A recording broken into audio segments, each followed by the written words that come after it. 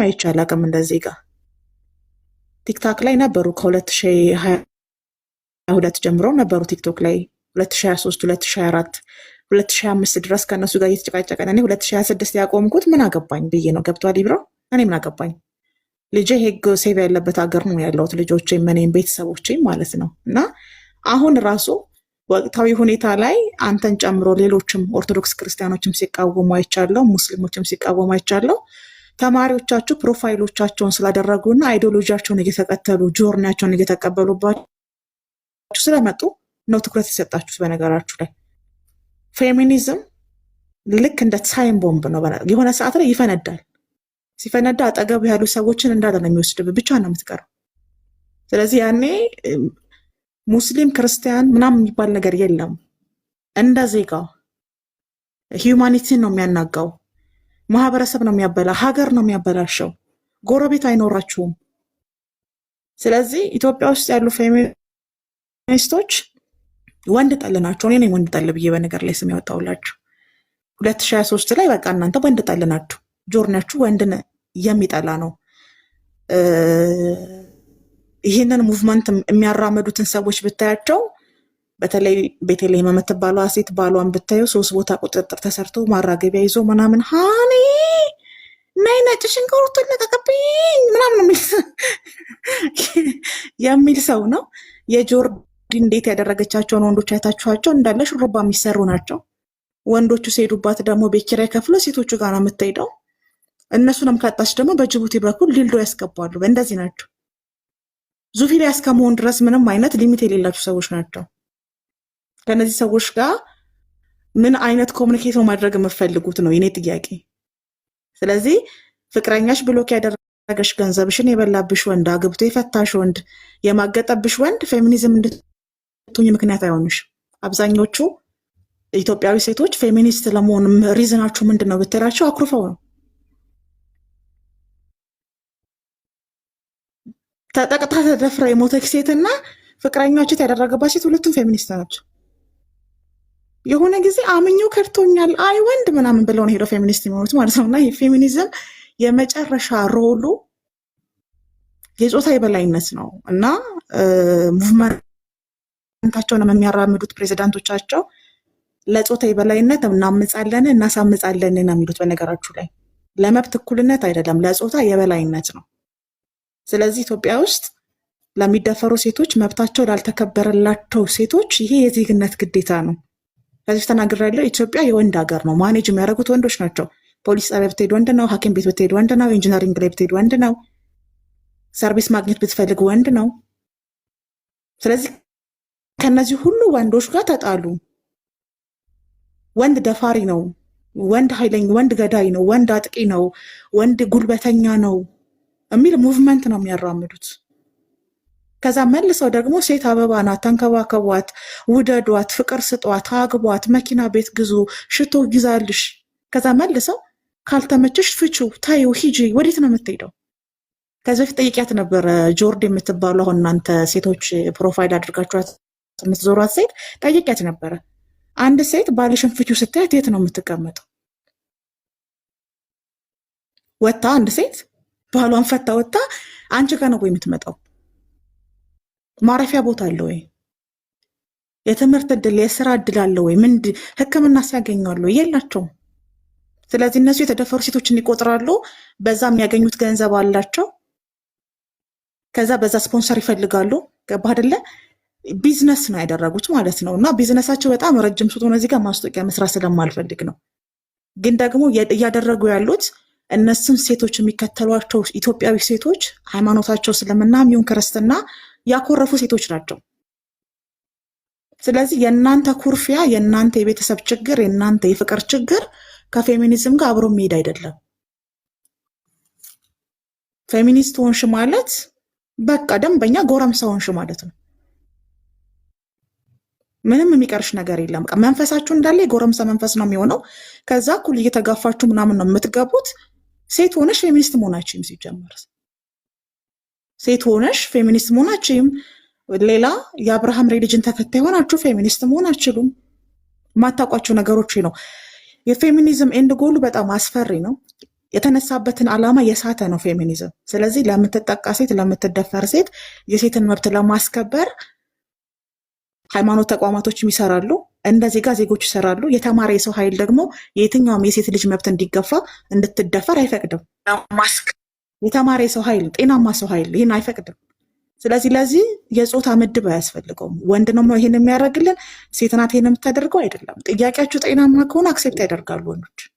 ስለዚህ ለሴት መብት ለመብት እኩልነት እና ሴቶች አይጠቁ የሚል ሙቭመንት ለማራመድ ፌሚኒስት መሆን አስፈላጊ አይደለም። ምክንያቱም ፌሚኒስት በራሱ የተለየ ዓላማ ያለው ስለሆነ ማለት ነው። ስለዚህ ያኮረፋችሁ ሴቶች ብድግ እያላችሁ ፍቅረኛሽ ስለከዳሽ፣ ብርሽን ስለበላ፣ ስለተፋታሽ፣ ሲንግል ማም ስለሆንሽ ይሄ ከእናንተ የእውቀት ማነስ የተበላሽ የፍቅር ግንኙነት ያላችሁ ሴቶች ሄዳችሁ 5 ጣት እንደዚህ ተሸክማችሁ የምትመጡ ሰዎች መጨረሻ ላይ ራሳችሁ መጥፎ ቦታ ነው የምታገኙት። ልትገምቱት የማትችሉት መጥፎ ቦታ ነው የምታገኙት። ሄዳችሁ እስኪ ኢትዮጵያ ውስጥ ኢትዮጵያን አፍሮ ፌሚኒዝም ብላችሁ ሰርች አድርጉ። የሚመጣ ነገር አለ? የለው። እኔ ከዚህ በፊት ብያታለሁ። ድረገጽ እንኳን የላቸውም ብያታለሁ። የተለያየ ሀሳብ ነው ያላቸው። ጆርዲ የምትለው ሌላ ነው፣ ቤቴሌ የምትለው ሌላ ነው። በየጊዜውና በየሰዓቱ ለእናንተ ጆሮ የሚስማማ ጠያቂው የጠያቂው እውቀት፣ ለምሳሌ ኢብራሂም አንተ ሄደህ ጠይቃት፣ ኢብራሂም ሙስሊም ነው፣ ሰው ያነባል፣ ጎግል ያደርጋል ብላ ለአንተ የሚመጠን ሀሳብ ነው የምትነግር ቢሮ። ከዛ ደግሞ ልክ ዩስራ ስትሄድ ደግሞ ለዩስራ ሜንታሊቲ፣ ዩስራ ፍቅረኛሽ ከማኝ ነው፣ አልተጎዳሽም፣ አልተከዳሽም፣ ስታለቅሽ አጠገብሽ ሰው ነበረ፣ ምን ደርሶብሻል ብላ ትራውማዋን ቀስቀሳባት 5 ጣት አስደርጋታለች። እዛው 5 ጣት እንደዚህ ቢጫው። ከዛ ትመጣልሃለች ከታች የሴት ጥቃት ይቀው እኔ ፌሚኒስት ነኝ፣ እኔም ጆርዲ ነኝ ትመጣለች። ከዛ አታዳምጥህም ማለት ነው። እና ሳይኮሎጂ ትራክ እየተደረጋችሁ ነው ያላችሁት። የሚጠቅም ቢሆን ፌሚኒዝም የሚጠቅም ቢሆን አይዲዮሎጂው እኛ ነበር መጀመሪያ ተቀላቀሉ የምንላችሁ። ለምን? መብቱ ስላለን ማለት ነው። አይጠቅማችሁ፣ በቃ አይጠቅማችሁም። ህልውናችሁን የሚያበላሽ ነገር ነው ፌሚኒዝም። ግን ደግሞ ይሄ ማለት እንደ ሃይማኖት ተቋም እዚህ ውስጥ ያላችሁ እንደ ሃይማኖት ተቋም ግን የሴትን ጥቃት እንደምትከላከሉ በዚሁ እየተናገራችሁ ፌሚኒዝምን ስትቃወሙ ምንድን ነው እየመሰለ ያለው? ፌሚኒዝም የጾታን ጥቃት የሚቃወም ነው ብሎ ማህበረሰቡን ስላሳመኑ እናንተ የጾታ ጥቃትን የምትደግፉ ያስመስላሉ። እንደዚህ አይነት ኢሜጅ ይሰራሉ። በጣም ተንኮለኞች ናቸው። ግን በዚሁ አጋጣሚ የሴት ጥቃትን ለመቃወም የሴትን መብት ለማስከበር ፌሚኒዝም መሆን እንደማያስፈልግ አስምራችሁ መናገር አለባችሁ ብዬ አምናለሁ። ማለት የምፈልገው ይሄንን ነው። ግን ፌሚኒዝም ለመብት እኩልነት የሚሰራ ተቋም አይደለም። ፌሚኒዝም የጾታ የበላይነትን ማህበረሰብን አብርሃም ሪሊጅን የተባሉትን ይሄ ዜጋ የተባለውን ገባህ ፍቅር የተባለውን ቤተሰብ የተባለውን ነገር የሚያፈርስ ወንድ ጠል የሆነ ተቋም ነው።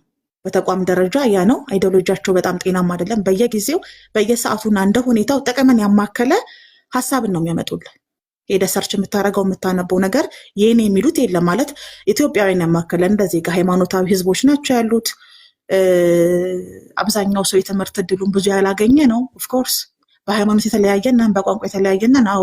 ያንን ያማከለ ጥናት አድርጓል አላደረገው? አንድ ሴት ተደፈረች ተብሎ ፖስት ከተደረገ እሱን ይዞ አጀንዳ አድርገው ይገባሉ። ከዛ ኢትዮጵያ ወንዶች ደፋሪ ናቸው ይለዋል። እኛ ፌሚኒስቶችን የሚቃወሙን ደፋሪን ስለሚደግፉ ነው ይላሉ። እናንተ ራሳችሁ ደፋሪ ስለሆናችሁ ነው የምለው። ፌሚኒዝም በራሱ ደፋሪ ኃይል ስነ ልቦናህን ነው የሚያጠፋው። ስለዚህ እኔ አሁን ፌሚኒዝምን እኔ የደፋሪ ካምፕ ብዬ ነው የምጠራው። ደፋሪዎች ናቸው የሚደፍሩት። ሃይማኖት ነው የሚደፍሩት፣ ጾታ ነው የሚደፍሩት፣ ማህበረሰብ ነው፣ ጆርኒህን ሞራልህን ነው የሚደፍሩት። ከዛ ባለጌ እልል ያልክ ባለጌ ይሆናለ። ያኔ በቃ የመናገር መብት ታለሽ፣ አንቺ ነፃ ሴት ነሽ፣ አንቺ የተማርሽ ነሽ፣ መብትሽን ታውቂያለሽ እያሉ በውስጥ ሁለት አበባ ይሰጠውታል። ከዛ ነፍሷን አታውቅም። እና ይሄ ጤናማ አይደለም። ሴቶች ይሄ 5 ጣት ተሸክማችሁ አትዙሩ። ምክንያት ይኖራችሁ። ምክንያታችሁ ጤናማ አይደለም። አመሰግናለሁ። እኔ የተጣለውን ንግግር አላየሁትም፣ የሚጣል ንግግር አላየሁም። በጣም እናመሰግናለን ኦፓል። አላህ ሂዳያ ይስጥሽ። ለአንቺም ማለት ያው ምኞቴ ነው፣ የምወደውን ሰው እንደዛ ነው የምለውና ኤኒዌይስ ይሄ እንግዲህ አዳምጣችኋል፣ ሰማችኋ። በደንብ አዳምጦ እሺ። አሁን ምን ማለት እንደሆነ አይታችኋል። በቃ ስለዚህ አሁን እንድታዳምጡ እንድታውቁት ነው ምን እንደሆነ ማለት ነው። ከጀርባ ያለው ነገር ምን እንደሆነ እንድታውቁት። ኦኬ። እና እንደዚህ አሁን ቅድም ያለችው ነገር በጣም ፖይንት አለው። በጣም ተንኮለኛ ናቸው ብላለች። ቅድምም ስመጣ ተናግሬያለሁ። እኛ ቁርአን፣ ሐዲስ እሷ ከምትለው በላይ ፌሚኒስቷ ከምትለው በላይ አስተምሮናል እዚህ። ስለዚህ የትኛውንም የመደፈር የትኛውንም የዚናም ይሁን የትኛውንም የሌሎችን እንደዚህ አይነት ነገሮችን አስመልክቶ ያለን ነገር ቁርአን ላይ በደንብ አድርጎ ስለነገረን እኛ እንቃወማለን። ኦኬ። ስንቃወም ደግሞ አደብ ባለው መልኩ ነው የምንቃወመው። ኦኬ። እንትን አይደለንም እኛ ይሄ በጋጋታ ምናምን ህዝቦች አለን። በጋጋታ እንደዚህ ብለን የምንሄድ ህዝቦች አለን። እንዴት ማስረዳትና እንዴት መሄድ እንዳለብን የምናውቅ ሰዎች ነን። ኦኬ። እሷ ዓላማዋ አንድ ብቻ አይደለም፣ እንደዚህ ዓላማ አላት። ፖለቲካሊ ዓላማ ይኖራታል። የፖለቲካ ዓላማ ውስጡ ላይ ያስገባቻችሁ ነው። መጠቀሚያ አትሁኑ ጋይስ። ሌሎች አይዲያዎች ሁሉ አላት። ቤተሰብህን የምታሳጣየው በቃ እኔ አሁን ውሃ ነው ምረጫው አሁን ካወራችሁ ላይ ማለት ነው። ስለዚህ ኢንሻአላህ በጣም እናመሰግናለን። እስቲ ኮልድ ስለ ሴቶች ምንነት እስቲ ማለት በቃ እንደዚህ የተባለ የሆነ አላ እንዲህ የሚባለው ነገር እውነት ነው? እስቲ እናንተ ምንድን ነው እስቲ ሀሳባችሁ ነገር ነው። እስቲ ኮልድ ሰላም አለይኩም ወራህመቱላህ፣ እንዴት ነሽ? ሰላም ወራህመቱላህ ወበረካቱ። እንዴት ነህ ብሮ? አልሐምዱሊላህ። እስቲ ምን ትያለሽ? እስቲ እነዚህ ፌሚኒስቶች እስቲ እና በተለይ ይሄ ሎጎ ነገር ምናምን በአጠቃላይ ሀሳብሽ ነገር ኢንሻአላህ። እሺ ይህን ቶፒክ ስላነሳችሁት መጀመሪያ ጀዛኩሙላህ ኸይረን እናመሰግናለን። በአንድ ሳይድ ሆኖብን ነበር። እኛ ጋር ብዙ ጊዜ ይወራበታል።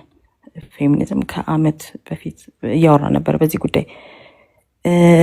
ትንሽ እንትን ነበር ያው ከሴቶች መብት ጋር ስለሚባል ብዙዎቻችን የምንሸወደው እዛ ጋ ነው። እና እኔ ኮመንቷ ስር ምናምን ብዙ ጊዜ ታገኙኝ ነበር የዛሬ ዓመት ምናምንና አዲስ እህታችን አዲስ የእሷ ነገር ከተፈጠረ በኋላ የሆነ ላስት ይር የወጣ የሆነ ምናምን አለ ተብሎ የእነሱ አስተማሪ አናገረናቸው ነበር በውስጥ እንዲህ ያደረገ ነው ሰውየውና እኛ ደግሞ ለሴቶች መብት ነው ምንሰራው፣ አናግሩት ሄዳችሁ ወይ ቪዲዮ ስሩልን ወይ የሆነ ነገር አድርጉልን ብለን አውርተናቸው ነበር።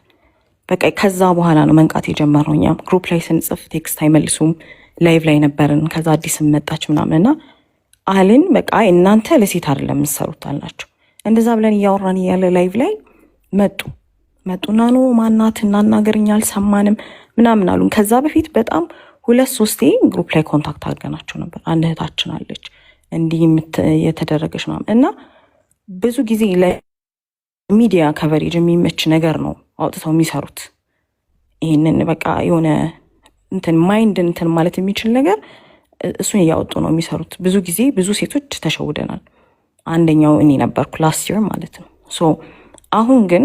አሁን ላይ ያለው ነገር በጣም አቅጣጫውን የሳተ ነው። በተለይ ዶክመንቶች እነሱ ጋር ከወጣ በኋላ ብዙ እኔ ቪዲዮ ሰርችበት ነበር ላስት ይር ላይ አይታችሁት ከሆነ ፌሚኒዝምን ከዚህ በኋላ የምደግፍ አይነት ሰው አይደለሁም ብዬ ምንድነው የተፈጠረው ሲሰራ ላይ ምንድነው እንዳለችው ነው። እኔ ኦፓል ካወራሽ በኋላ ዋላወራ ደስ ይለኛል። ትራውማ የሚቀሰቅስ ነገር ችግሩ እኮ አለ። ሁላችንም አድሚት የምናደርገው ነገር ሴቶች ይጠቃሉ ያለው ነው ኢትዮጵያ ውስጥ ነው። ኦብቪየስሊ ሴቶች ይጠቃሉ፣ ችግሩ አለ። ግን ያን ችግር እኔ አይዝ ወንደሪንግ ምን አይነት መፍትሄ ሰጥተውናል እስከዛሬ? ማለት መሬት ላይ እየወረደ ለሚዲያ ከቨሬጅ የሚመቹ ሴቶችን ነው እንጂ በቃ ይሄ እንደ ተቋም እንደ ፌሚኒዝምን አንድ የሚደግፉት ሴቶች በጣም የኛ ሴቶች ስላሉ ነው። እንደ ተቋም እንኳን ማንን ነው አውርደው መሬት ላይ እኛ የምናያቸውን እኛ 3-4-5 ኬዞች ሰተናቸዋል እውነት መስሎ ማለት ነው። ከዚህ በፊት ሰታየው ራሱ የሚጠቀሙት ነገር በቃ ይሄ የሚዲያ ከቨሬጅ ነው እንጂ የምር ሴቶች አሁን ተጠቅተናል የምትሉ ሴቶች አውሯቸው እስቲ። ወላሂ ለአዚም ለአንዳቸውን መልስ አይሰጡ። ፒክ ያደርጋሉ፣ የራሳቸውን አጀንዳ ይመርጡና በቃ ይሄ ለሶሻል ሚዲያ የሚመቸውን ነገር ነው አውጥተው የሚያወሩት። ሴቶቻችን በጣም ብዙ በቃ ወላሂ ከ90% በላይ የኛ ሴቶች ነው ያሉት። እኔ አሁን ስለ ፌሚኒዝም እንዲናቸው ምናምን ሳይሆን ኦፓል ኤቭሪ ዲቴይል ነገር ተናግራለች። እኔ አሁን ማውራት የምፈልገው መሬት ላይ የሚወርድ ሶሉሽን ሴቶቻችንን ፕሮቴክት ማድረግ የምንችልበት ጥቃቱ አለ፣ ይደረጋል። ሴቶች አሉ፣ ብዙ እህቶቻችን አሉ እንደዚህ አይነት ነገር እያሳለፉ ያሉት። እኛ እንደ ሴት ምን ማድረግ ነው የምንችለው? በምን ምክንያት በምን ሲስተም ነው እነሱ መርዳት የምንችለው? ምክንያቱም አሁን ይህንን ስናወራላቸው እነሱ የሚያስቡት ከስር ኮመንቶች እየተጻፉ ነበር ቅድም ራሱ እስከ ዛሬ ድምፅ አልሆናችሁንም። አሁን እነሱ ሲያወሩ ስለኛ የሚመስለው እንዴት መሰለህ? ተበድለህ ዝም ብለሃቸው እሷ ስትናገር እናንተ ትመጣላችሁ ነው፣ አይመለከታችሁም አይነት ነው የሚሉትና በምን መልኩ ነው በዘላቂነት እነሱ መርዳት የምንችልበት መንገድ እሱን ነው ሀሳብ እንድሰጡ ፈልገው። እኔ የእኛ ሴቶች ስፔሻሊ ፌሚኒስት ነኝ ብላችሁ የምታስቡት አንድ መናገር የምፈልገው ነገር ፌሚኒዝም የሚሰራው ቅድም ብለዋል የጾታ እኩልነት ላይ ነው። ጾታ እኩልነት ሴቱም ወንድም እኩል ነው የሚለው which is ሸራን የማይፈቅደው ነገር ነው። ለምሳሌ ባልሽ ከቤት አትውጪ ወይ ስራ አትስሪ ወይ ደግሞ እኔን አስፈቅደሽ ነው የምትወጪው ምናምን የሚለውን አይዲያ ይስቁበታል እነሱ። እስቲ አንዲት ፌሚኒስትን ጠርተሽ ባልሽ ከአራት ሊያገባ ይችላል ወይ ደግሞ ስራ መውጣታችን ባልሽን ማስፈቀድ አለብሽ፣ አባትሽ ነው ይዞሽ የሚሄደው እንዲህ አይነት ቦታ። ቅድም ቪዲዮ ተከፍቶ ነበር። ሸሪዓ መማር የምትፈልጉ ከሆነ በራስሽ መማር ትችላለሽ፣ ወንድ አያስፈልግሽም። እንዲህ አይነት ይሄ የወንድ ጠል አይነት ኢሜጅ ነው እየተሳለብን ያለው። ይሄ በቀጥታ አላህ ከሰጠን ህግ ጋር የሚያስወጣን መንገድ ነው። ምክንያቱም ይሄንን ስትቀበሉ ያንን መካድ አለባችሁ። እኛ እንበልጣለን ከወንዶች ወይ ደግሞ እኩል ነን፣ ባሌ እኔን ማዘዝ አይችልም፣ ወይ ደግሞ ወንድሜ ማህራም የሆነሽን ሰው እሱ እኔን ማዘዝ አይችልም፣ ወይ ደግሞ ለባሌ ምግብ መስራቴ ወይ ለወንድሜ ለእናት ለአባቴ ምግብ መስራቴ ባሪያ ነሽ፣ አንቺ እስከ መቼ ነው ወጥ የምትሰሪው? ከሰኞ እስከ አርብ ምግብ እንዳትሰሪ ተብሎ ነበር። አሁን ባለፈ ከሰኞ እስከ አርብ ስራ እንዳትወጡ፣ ስራ እንዳትሰሪ።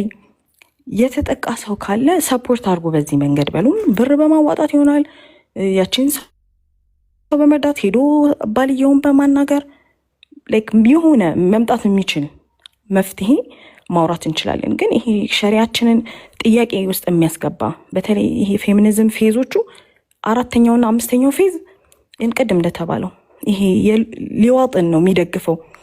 አሁን እኛ ተጠቃን ብለን የመጀመሪያን ፌዝ ወይ ደግሞ አሁን እነሱ እያሉ ያሉት የማይጎዳውን ፌሚኒዝም ነው እኛ ኢትዮጵያ ውስጥ ይዘን የመጣ ነው የሚሉት። እሺ ከዛ በኋላ መጀመሪያውን ፌዝ ያስገባኋትን ልጅ እንዴት ነው አራተኛ ላይ ስደርስ ቁሚ ምላት? በቃ ኦልሬዲ እኮ አሁን እሷ ያንን ተከትላ ፌዞችን ይዛ መጨረሻና አራትና አምስተኛውን ኢቭን ጀንደር ትራንዚሽን መፍቀድ አለበት ብለው ነው አሁን እነሱ የሚያወሩት። በመጀመሪያው ፌዝ በጥቃት ነው የሚመጡት። ኦብቪየስሊ ችግራችን እንዳለ ያውቃሉ፣ እንደምንጠቃ ያውቃሉ። ያንን ነው ከቨር አድርገው የመጡት። አራተኛው ጋር ስደርሽ እና አምስተኛው ጋር ስደርሽ ይዘሻት የሄድሻትን ልጅ እንዴት ነው አቆሚ የምትያት? አራተኛው ፌዝ ላይ ሳንደርስ እኛ አንደኛው ላይ ሆነህ የምታስበው ኢብሮ ወላሂ ወንድ ልጅ መጥላት ነው። በቃ ወንድ ካለ አራት ሆኖ ተሰብስበው ሳያቸው ፈራው እንዲጠጉኝ አልፈልግም። በቃ ማይንዳችን ላይ እየተሰራ ያለው ይሄ ጠል መሆንን ነው፣ መፍራት፣ ወንድ ልጅ መፍራት። ይሄን ከመሆኑ በፊት አሁን እኛ ችግሩ እንዳለ አድሚት ካረግን ሴቶቻችንን በምን እንርዳ? ወይ ደግሞ በምንድን ነው እነዚህ ሴቶች እዚያ ያሉ ሴቶች ኦፍኮርስ የተጎዱ ሴቶች ናቸው ማጆሪቲ ኦፍ ደም፣ በምንድን ነው ሰፖርት ማድረግ የምንችለው የሚለውን በዛው አያይዘን እንድናወራ ነው። ጀዛኩሙላህ ነገርሽ ላይ ማለት ነው ያነሳ። አሁን አንዲት ልጅ አለች፣ እንደውም ቪዲዮ ሰርተውባታል ብዬ አስባለሁ። እና ሰሞኑን ኦርቶዶክስ ቤተክርስቲያን ቸርች ልታስቀድስ ሄዳ ረበሿት። 10 ዓመት 9 ዓመት ናቸው አለች። እና ወንድ ማለት ፈርታ ደግሞ ያኛው ጾታ ናቸው በቃ ነርቨስ አደረጉኝ እያለች ቪዲዮ ትሰራለች። ገብቷል? ፌሚኒስት ናት። እና በቃ ልጆች አታምጡ፣ ልጆቹ ይሄ አሁን እንግዲህ ጾታ ምንም አያስፈልግም እና በዛ ላይ ያኛው ጾታ ናቸው እያለች ነው ስትጠራ። በጣም ነበር የተገረምኩት ማለት ነው። እና ይሄን ያህል ነው በቃ አላማቸው ጾታ ጠል፣ ወንድ ጠሎች ናቸው። ወንድ ጠል የሆኑ ጆርኒያቸው የተበላሸ ቅድም አንቺ እንዳልሹ ነው። ገባሽ? ፌዝ 1 ላይ ስለተበላሹ እነዚህ የተበላሹ ሰዎችን እዛው ተተሻቸው። በሽታው ተላላፊ ነው፣ ባክቴሪያ ነው። ስለዚህ ቫይረስ ይተላለፋል። ይህ ቫይረስ እንዳይተላለፍ ይሄንን ሀሳብ ለማራመድ ለመቀላቀል ለመቀበል የሚያስቡ ሰዎች ምርጫ ነው የምንሰጣቸው። አናስገድድም። በነገርሽ ላይ እኔ እንደዛ ነው ማምነው። ማስገደድ አያስፈልግም። ትነግሪያቸዋለሽ። እነሱን ከመረጡ እነሱ ይጠቅሙናል፣ ከሃይማኖታችን ከባህላችን ከሞራል እነሱ ይበልጡብናል የሚሉ ከሆነ እነሱ መምረጥ ይችላሉ። ምክንያቱም ሶሻል ሚዲያ ስለሆነ ማለት ነው። ግን በዛ የነበሩትን ሰዎች በመተው ነው ማምነው። መተው የሚፈልግ ሰው፣ መቀበል የማይፈልግ ሰው፣ መታረም የሚፈልግ ሰው እንዲህ ስናወራ ሰምቶ ሄዶ ጎግል አድርጎ መረዳት የሚችለው ነገር ነው። ግን እዛ ውስጥ የገቡት ሰዎች ቅድም እንዳልኩሽ ትራውማዎች የተቀሰቀሰባቸው ያለፈ ችግራቸው በጣም ትልቅ የሆነና እዛ ውስጥ በቀል ሪቬንጅ ናችሁት። በነገሮች ላይ ኮሜንት ሲያደርጉ የተሻቸው ከሆነ ከወልዬ ሲናገሩ ገስት ላይ ድርስ ሰጫቸው ያንቀጠቅጣቸዋል። ሁላ ወንድ ሲያወራ ይነደዳሉ። ሀሳብ መስጠት አይችልም። ወንድ እኔ ሴት ስትዳፈር እቃወማለሁ ሲልሽ ትናንት የተነበርክ ትለዋለች። እንዴ ትናንትና ስራ ነበረ፣ ትናንት ቤተሰብ እያስተዳደረ ነበረ። ልክ ወንዶች ሴት ስትደፈር ሮንድ እየዞሩ የሚያስደፍሩ ይመስል አይዲያው ተነስቶ የሴትን መደፈር እቃወማለሁ የሚል ወንድ ራሱ መስማት አይፈልጉም። ይብሮ ይበሳጫሉ። ምክንያቱም የምትደፈርን ሴት እቃወማለሁ፣ የሴቶች መብት እኔ ይመለከተኛል የሚል ወንድ ሲያዩ የእነሱ ትሬንድ እየቀዘቀዘ ነው የሚመጣው። ገባ? ከዛ ምንድን ነው የሚያስቡት? ይህንን እኮ የሚያደርጉትኝ እኛን ትግል ለማቋረጥ ነው፣ ለመረበሽ ነው ብሎ አያስወሩም። እስኪ ፌሚኒስት ቤት ሄዶ እድል ተሰጥቶት ያወራ ወንድ ግቡና አካውንቱን ፀጉሩን 2 ቦታ የተሰራ ወይኔ ቆዳ እዚህ ጋር 2 ቦታ እንትን ወጥቶብኛል ምናምን ያለ ቪዲዮ። በቃ እንደዚህ አይነት ወንድ ለነሱ ፕሮቫይደራቸው ፌቨራይታቸው እንደዚህ አይነት ወንድ ነው። ፌሚኒዝምን አፎርድ አደርጋለሁ የሚሉ ወንዶችን ግቡና እዩዋቸው ቪዲዮቻቸው ማለት ነው። ስለዚህ ምርጫዎቻቸው ጤናማ ስላልሆነ በምንድነው የማምነው እዛ ውስጥ ያሉ ሰዎችን ትተን እንደዚህ አይነት ነገር ውስጥ ግን የመግባት የመቀላቀል ሀሳቡን የመደገፍ ዓላማ ያላቸው ሰዎችን መጠበቁ የተሻለ ነው ብዬ አስባለሁ። በተለይ የሃይማኖት ተቋም ውስጥ ያላችሁ ይሄ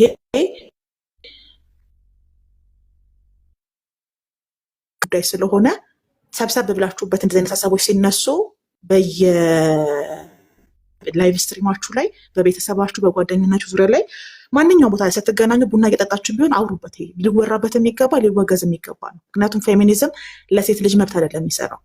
ፌሚኒዝም ወንድ ጠል ነው። ፌሚኒዝም የደፋሪዎች ካምፕ ነው።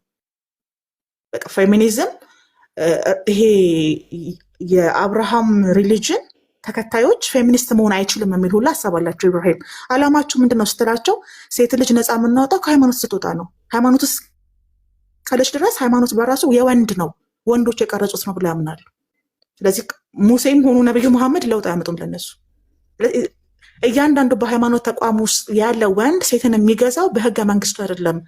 ምክንያት ነው በነገራችሁ ላይ ማለት ነው። አይዋጥላቸውም። ከዚህ አንጻር ነው ከዚህ አንጻር ነው ከዚህ አይዋጥላቸውም። ምክንያቱም እነሱ ያን ነገር እንደ በታችነትና እንደ ውርደት ስለሚቆጥሩት ማለት ነው።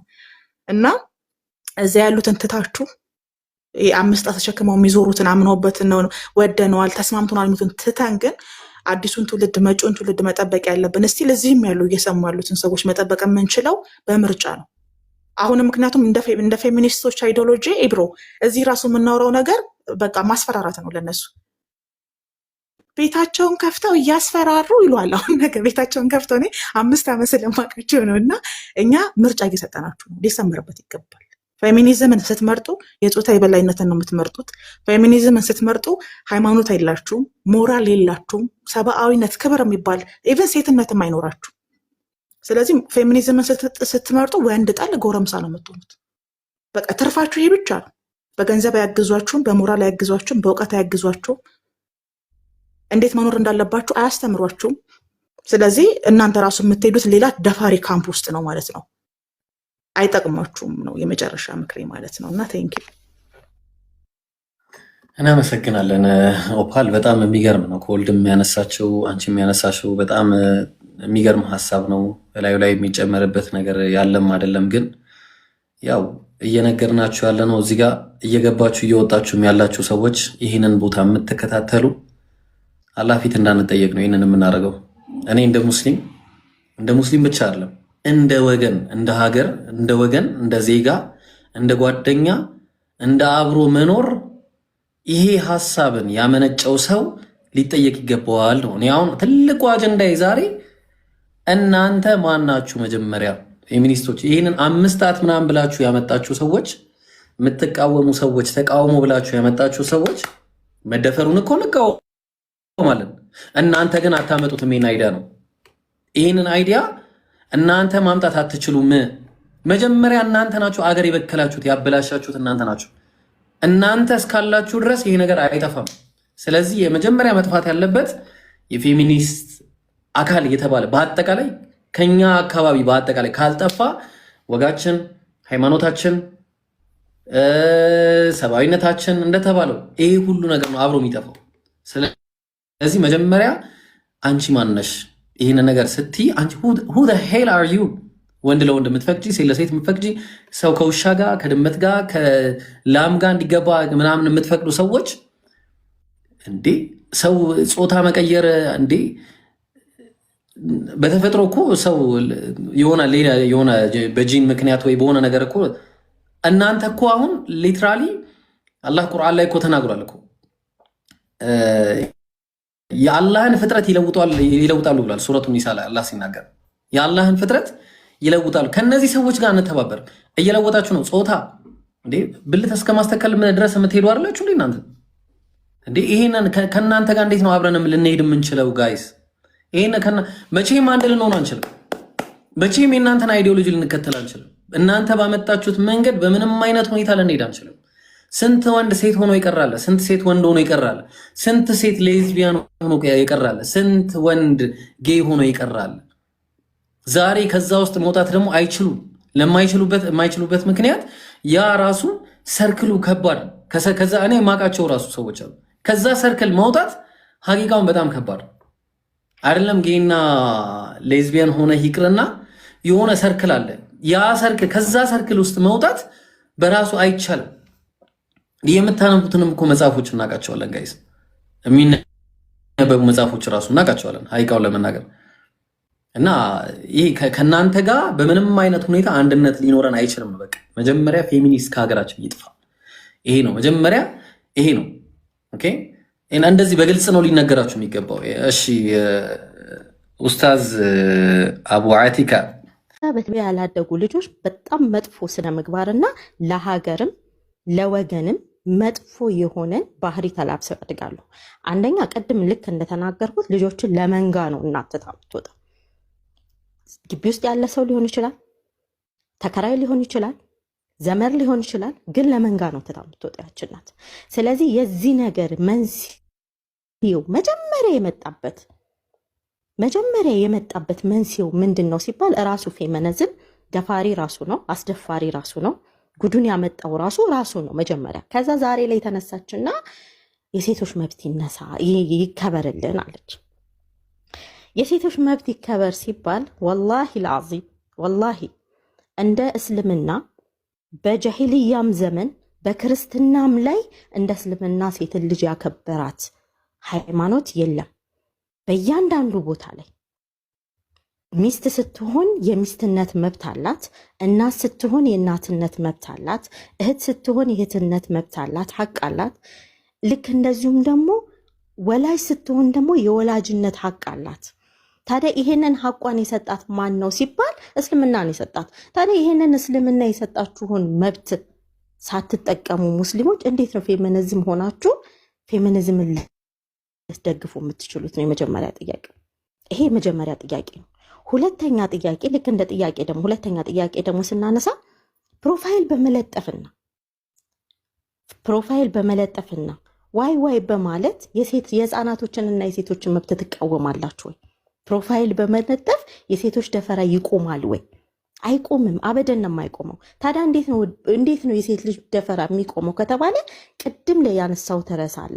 እናት ልጆቿን ታሳድግ ቤት ተሰብስባ ልጆቿን በስነ ምግባር በስነ ስርዓት በተርቢያ ልጆቿን ታሳድግ።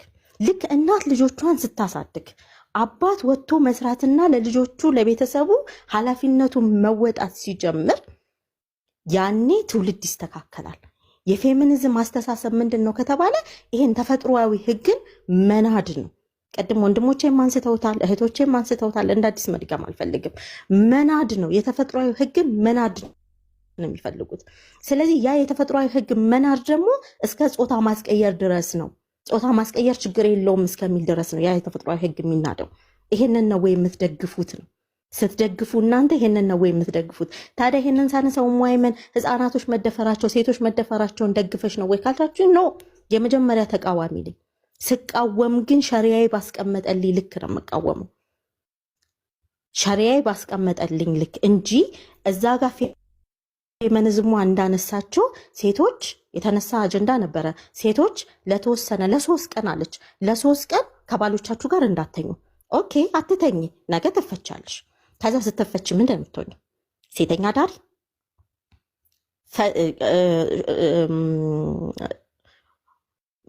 ማለት ሴተኛ ዳሪ ወይስ ምን አልገባኝም። ምንድን ነው የምትሆኑት? ልክ ስትፈቱ እኮ ትዳራችሁን ነው የምታወጡት። እስልምናሳ ስለ ባል ሐቅ ምን ይላል ሲባል ነቢዩ ሰለላሁ ዐለይሂ ወሰለም ተርሚዚ አሕመድ ላይ እንደተዘገበው ነቢዩ ሰለላሁ ዐለይሂ ወሰለም ግልጽ በሆነ ቃል ምን ብለዋል? አንዲት ሴት አሉ የባሏን ሐቅ ከተወጣች ልክ እንደዚሁም ደግሞ 5 አውቃትን ሰላት ከሰገደች ረመዳንን ከጾመች ደኸለት ጀና አሉ። ስለዚህ ከጀነት ነው ውድድርሽ? ጀነትን መተው ነው የምትፈልጊው? ሙስሊሞች ጋር ነው ያለሁት። ቀድም እንደተናገርኩት ነው። በጃሂልያ ዘመንም በክርስትና ሴት ልጅ አልተከበረችም። እስልምና እንዳከበራት ሙሉ አድርጎ እስልምና አክብሯታል። አላህ ተባረከ ወተዓላ በሱረቱ ኒሳ ቁጥር 4 ላይ ምንድን ነው ያለው? እናንተ ከሴቶች ጋር በመልካም መኗኗርን ኑሩ፣ ካልሆነስ ተለያዩቸው በመልካም እንዳትበድሏቸው፣ መብትሽ ነው የተከበረልሽ። እዚህ ጋር የተከበረልሽን የተሰጠሽን መብት እንዴት ነው ፌሚኒዝም ሊሰጥሽ የሚችለው? ነው ሊሰጥሽ አበደን አይችልም። የሚለየው ነገር አላህ ተባረከ ወተዓላ እኩል መሆን ባለብን ቦታ ላይ እኩል ነው ያደረገን። መለያየት ባለብን ቦታ ላይ ደግሞ ተለያይተናል። ስለዚህ መቼም እኛ ወንዶችና ሴቶች እኩል መሆን አንችልም። እኩል ሆነን በእኩል በአንድነት መራመድ አንችልም። አላህ አንድ መሆን ባለብን ቦታ ላይ አንድ አድርጎን መለያየት ባለብን ቦታ ላይ ደግሞ ስለለያየን፣ እባካችሁ ይሄን የምትደግፉ ሰዎች ትውልድን፣ ሀገርን፣ ማንነታችሁን የሚያሳጣችሁ በአጠቃላይ ማንነታችሁ የሰው ሰውነት የተፈጠራችሁት የሰው ማንነትን ያሳጣችኋል። ይሄን እናምለው የሰው ማንነትን ያሳጣችኋል። ጀዛኩም አላህ ኸይረን። ኢብሮ ወይ ካም ንግግር ሆና ባጢል የተፈለገባት ነች። ንግግሯ ውስጡ ያለው ነገር ባጢል ነው የተፈለገበት። የነሱ አካሄድ ምንድነው? ኦፍ ኮርስ ያሉት ነገር ትክክል ነው። እኛም የምንለው ነው፣ ሁላችንም የምንለዋል። ችግሩ ምንድነው? እንደዚህ ያነጥፉልሻል። ትልቅ ሰፊ የሆነ ሜዳ ያነጥፈውልሻል። ከስር ጉድጓድ ነው ያለው። ለምን? እነሱ እዛ ጉድጓድ ውስጥ ነው ያሉት።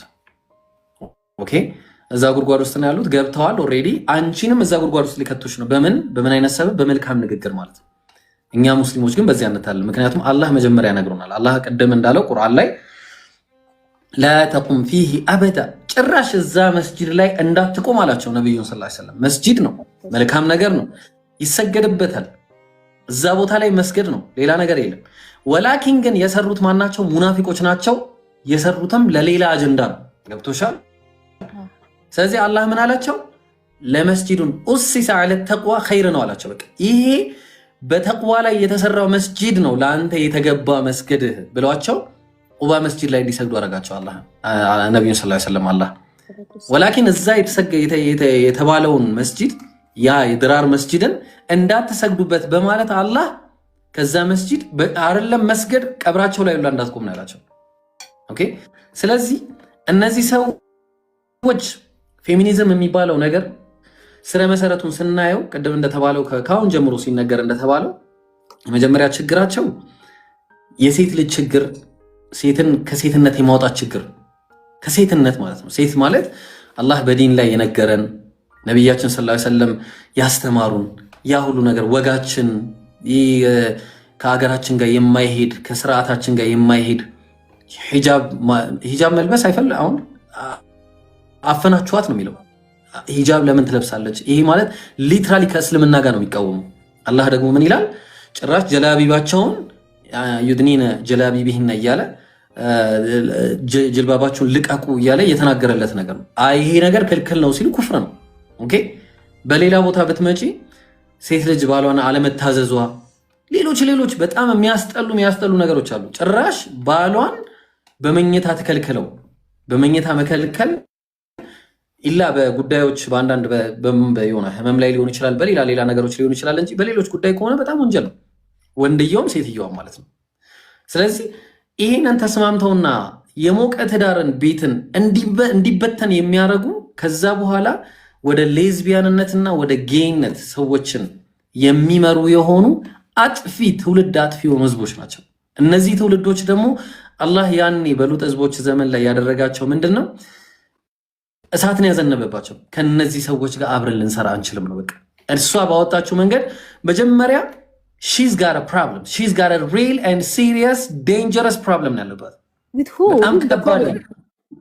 ነው። the problem is ለመጀመሪያ ፌሚኒዝም የሚባለው ነገርኩሽ እኮ አንደኛ እሷ ችግር ያለባት you told me that she have a problem no with who? እሺ አይደለም እኮ ችግሩ ኮሚኒቲ እዛ ውስጥ ያለው ሰርክሉ ነው ችግሩ። ያ ሰርክል ነው ችግሩ። እዛ ሰርክል ውስጥ ገብቶ መተባበር በራሱ አይቻልም። ይሄ ሐራም ነው፣ ራሱ ክልክል ነው፣ አይቻልም። እዛ ሰርክል ውስጥ ገብቶ ከነሱ ጋር ተባብሮ መሄድ አይቻልም። ምክንያቱም እነሱ ሰርክላቸውን ሊያጠናክሩ ያው ትላንት ወጣችና ምን አለች እንዴ ባል ማለት ምንድን ነው? ቤቱን አየችና ምንድን ነው ባል ምንድን ነው? ከዚች ጋር ልንተባበር ነው? ነገ ልጅሽ ልጄ ልጁ ልጃችን እህቶቻችን ነገ ባል ምንድን ነው ይበሉልን ወጥተው የእሷን አካሄድ ይዘን ሄደን፣ ይሄ በጣም ከባድ ነገር ነው። ስለዚህ ጥንቃቄ ያስፈልጋል። ምንም አይነት ነገራቸው ቢስብ ማለትም የሚስብ ነገር ምንም የላቸውም። ሲጀመርም እቺን ነገር ነው የተጠቀሟት። በቃ እቺን ጾታ መቀየርን የሚናገሩ ሰዎች ለአላህ ብለን ጾታ መቀየርን እኮ ሐላል ነው የሚሉ ሰዎች ናቸው። እንዴት ነው ከነዚህ ጋር የምንቆሙ? ሃይማኖት ውስጥ እስካለች አንዲት ሴት መብቷ አይከበርም እኮ ነው የሚሉት። ከሃይማኖት እኮ ነው ሴትን የሚያስወጡት። እንዴት ነው ከነዚህ ጋር እንደምንሆነው? የፈለገችውን ጾታ መምረጥ ትችላለች። ከውሻ ጋር ቢሆን ከፈለገች መጋባት ትችላለች። እንደዚህ አይነት ዓላማና ግብ ያላቸው ሴቶች ጋር እንዴት አብረን እንቆማለን? ይሄ በአላህ የምንጠበቀው ነው። እኔ በአላህ እጠበቃለሁ ከነሱ ጋር ከመሆን። እኔ ዛሬ እንደዚህ ብታረድ ይሻለኛል ወላሂ ላዚም ከነሱ ጋር ከመሆን። ከነሱ ጋር እንደዚህ ብዬ ይሄ የአምስታትን ቻሌንጅ ከምቃወም ገብቼ ከነሱ ጋር ወላሂ አሁን በሞት ይሻለኛል። ያለኝን ንብረት ሁሉ አጥቼ ማለት ነው። ለምን ነገ የሚመጣውን ነገር ነው ማሰብ ያለብን። ነገ የሚመጣው ትውልድ ነው የሚጠፋው። ነገ ትውልድ ጠፍቶ ዛሬ ላይ የምናውቃቸው ስርዓት ያላቸው ሴቶች መልካም ቤተሰብ ያለው ተዋዶ የሚኖር ተከባብሮ የሚኖር ህብረተሰብ ያለ ዛሬ እንትና እኮ ተደፈረ ልትባል እኮ ላ ሐውለ ወላ ቁወተ ኢላ ቢላህ። ወንድ ለወንድ ሊደፋፈር፣ ሴት ለሴት ሊደፋፈር። ይኸው እናንተ ናችሁ ይሄን የምታረጉት። በየመንገዱ ወንድ ይደፈር የለም እስቲል እኮ ይደፈራል እኮ። ለምንድን ነው የወንዱ መደፈር ስም አታውሩት? ወንድም እኮ እየተደፈረ ነው። ሴቷን በሴት እየተደፈረች ነው። ይሄ በጣም ከባድ ነገር እኮ። ወንድ በወንድ ሴት በሴት እየተደፈረ ነው። ኦኬ። እና ምንድነው በጣም ከባድ የሆነ ትውልድ አጥፊ የሆነ ነገር ነው። እኛ ሁለቱንም ነው የምንቃወመው። መርጦ አልቃሽ አይደለንም። ሁለቱንም እንቃወማለን። እሷንም የነሱንም እንቃወማለን፣ እነዚህንም እንቃወማለን። ደፋሪ ነው። ወንድ ስለደፈረ ወንድን ስለደፈረ የሚታውበት፣ ሴትን ስለደፈረች የምታውበት፣ ወንድ ሴትን ስለደፈረ የሚታውበት፣ ሴት ወንድን ስለደፈረች የምትታውበት ምንም አይነት ምክንያት የለም። ደፋሪ ነው። ደፋሪን ሁሉ እንቃወማለን። ያን ያለው ነገር። ስለዚህ ደፋሪ ተነስቶ የእሱን መድፈር ለመደበቅ ሲል የሌሎችን መድፈር አንስቶ የሚቃወምበት ምንም ምክንያት የለም። ደፋሪ ነው። ደፋሪ ናችሁ እናንተ ራሳችሁ። ስለዚህ እናንተን ነው የምንቃወመው። መጀመሪያ እናንተ ባትኖሩ ይሄ ሁሉ ባልመጣ ነበር። ስንት ወንድ ነው ላይፉን ያጣው? ስንት ወንድ ነው ሴት ሆኖ የቀረው? ወላሂ አላህ ይጠብቀን ከእንደዚህ አይነት በላ። ይሄ በጣም ከባድ በላ። ስለዚህ ለዚህ ነው እኔ ምንም አይነት ነገር ከመናገርሽ በፊት ይህንን ልናገር ያልኩት። ስለዚህ በዚህ ነው መሆን ያለበት። ምንም አይነት መልካም ነገር የላቸውም እነዚህ ሰዎች ከጥፋት ውጭ ማለት ነው። ስለዚህ በራስሽ መንገድ በዲንሽ አላህ በሚያዝሽ መንገድ ነው እነዚህን ሰዎች በቁርአንና በሐዲስ መነጋገር። ካልሆነ በሌላ መንገድ ደግሞ ራሳችሁ በቻላችሁት መንገድ ማድረግ ነው እንጂ ከነሱ ጋር ተባብረን ምንም የምናደርገው ነገር የለም። ሙስሊም አላህ ሱብሓነሁ ወተዓላ ነብይ ማን ነው ዑመር ምንድን ነው ነሕኑ ቀውሙን አዐዘና አላሁ ቢልኢስላም እኮ ነው የተባለው። እስልምና ይሄ ነው በቃ። እኛ ሙስሊሞች በእስልምና ነው ከፍ ያልነው እንጂ በእነዚህ ባለጌዎች አይደለም። እስልምና ነው ከፍ ያደረገን። እኛ ከነሱ ጋር በምንም አይነት ሁኔታ አንድ ልንሆን አንችልም። በእነሱ መንገድ ልንሄድ አንችልም። ተባብረንም ልንሄድ አንችልም ከማንንም ጋር ማለት ነው። አልሐምዱሊላህ እኛ ምን አይነት ትውልዶች ነን? አላህ በእስልምና እህቶቻችንን ከነ ክብረ ንጽህናቸው የምናገኛቸው ብቸኛው ትውልዶች ነን። ልብ አድርጉ እንግዲህ እስልምና ላይ ማለት ነው። ወላሂ አሉ ክርስትናም ላይ አሉ። ሃይማኖትን ለማለት ፈልጌ ነው። አጠቃላይ ሃይማኖት ውስጥ ስትገቡ ነው ልታገኙ የምችሉት። ሃይማኖት ውስጥ ሃይማኖት ከሌለ ይሄ የለም። ክርስትናም ቢሆን እስልምናም ላይ እንደዚህ አይነት ነገር ልታገኙ ትችላላችሁ። ወላኪን እነሱ ጋር እንዲህ ነገር አታገኙ። ክብረ ንጽህና የሚባል ነገር የለም። ሴት ልጅ ቆሻሾች ናቸው እነዛ ሰዎች። ሴቶች ተከብረው ከነግርማ ሞገሳቸው ነው የሚሄዱት። ቢያንስ እንኳን ነጠላ ያደርጓሉ። ክርስቲያኖች ራሱ ቢያንስ እንኳን ጉርድና እንትን ነው የሚያደርጉት። ፀጉሯን ለቃ የምትሄድ ይላል እኮ ትላጨው ነው የሚለው አይደለ? ስለዚህ ፀጉር መልቀቅ አግባብ አይደለም። ለምን? ለሌሎች ወስዋስ እንዳትሆን ነው እኮ፣ ሌላ ነገር አይደለም። እስልምናውም ፀጉራችሁን ሸፍኑ ተብሏል። ለምን? ለሌላ ሰው ወስዋስ እንዳትሆን ነው። ለባሏ ነው የምትሆነው። እሷ ውበቷ ለባሏ ነው። ምክንያቱም ዛሬ የሆነ ወንድ ቢያያት እሷን ያያት ወንድ ይመኛትና ባልየው ሊቀየም ይችላል። ደዩስ ወንድ ነው የማይቀና ወንድ። ደዩስ ይሄ በጣም ልክ ያለፈ ደዩስነት ማለት ደዩስ ምን ማለት መሰላችሁ? የሆነ ደንታ የሌለው ለሚስቱ የማይቀና የደደበ አእምሮ ያለው ለሚስቱ ሚስቱ ሚኒስከርት አርጋ በፓንት ስትወጣ ጡት ማስያዣና ፓንት አርጋ ይሄ እንትን ላይ ቢች ዳር ስትወጣ አይቶ የማይቀና የሆነ ባል ወይ ደግሞ እንደዚህ አይነት ሰዎች የሚፈሩበት ሁኔታ ነው ያለው። ተግባባን? አብረው መንገድ ላይ ሲሳሳሙ የምታዩበት ዛሬ ያንን ለምን አይቃወሙ? እንደዚህ አይነት ትውልድ እንዲፈራ ነው እንዴ? ቢያንስ እንኳን ሃይማኖቶች እነዚህን ነገር ይከለክላሉ፣ ስርዓትን ያመጣሉ። በአንቺ ምክንያት ልናገረው እንጂ ለአጠቃላይ ነው እየተናገርኩ ያለሁት። ልጨርስ ሀሳቤን እና እንደዚህ ነው በቃ አንጾ ነው የሚያሳድገው። ሃይማኖት ያንጻል። ይሄ ሁሉ ህዝብ ዛሬ ሃይማኖት ባይኖር ኖሮ ተገዳድሎ ያልቅ ነበር። ለምን መሰላችሁ? ይህን እምላችሁ ሃይማኖት ተስፋ ነው። ተግባባን? ሃይማኖት ያለው ሰው ተስፋ አለው። ወንጀልን አይዳፈርም። ግልጽ ነው። ሁሉም ይህን ሰዓት ዝሙተኛ ቢሆን፣ ሁሉም አመፀኛ ቢሆን፣ ሁሉም ምን ብዬ ነገር የሆነ በቃ ሁሉ በጣም ባለጌ ምናምን ሌባ ቢሆን ኖሮ ለመንግስትም አስቸጋሪ ነበረ የምንሆነው። ሃይማኖት ስላለ ነው። ዛሬ ሃይማኖቶች ተቋሞች ስላሉ ነው። አክባሪዎች ስላሉ ነው። መከባበር ስላለ ነው። መዋደድ ስላለ ነው ዛሬ እዚህ የደረስነው። ተግባባን? መከባበር ባይኖር፣ ሃይማኖቶች ባይኖሩ፣ እንደነዚህ ሰዎች አካሄድ ቢሆን ኖሮ አላህ በላይ ወርድ እንደዚህም አንቆይም ነበረ። በአንዳንድ መልካም ሰዎች ነው አላህ የሚተወን።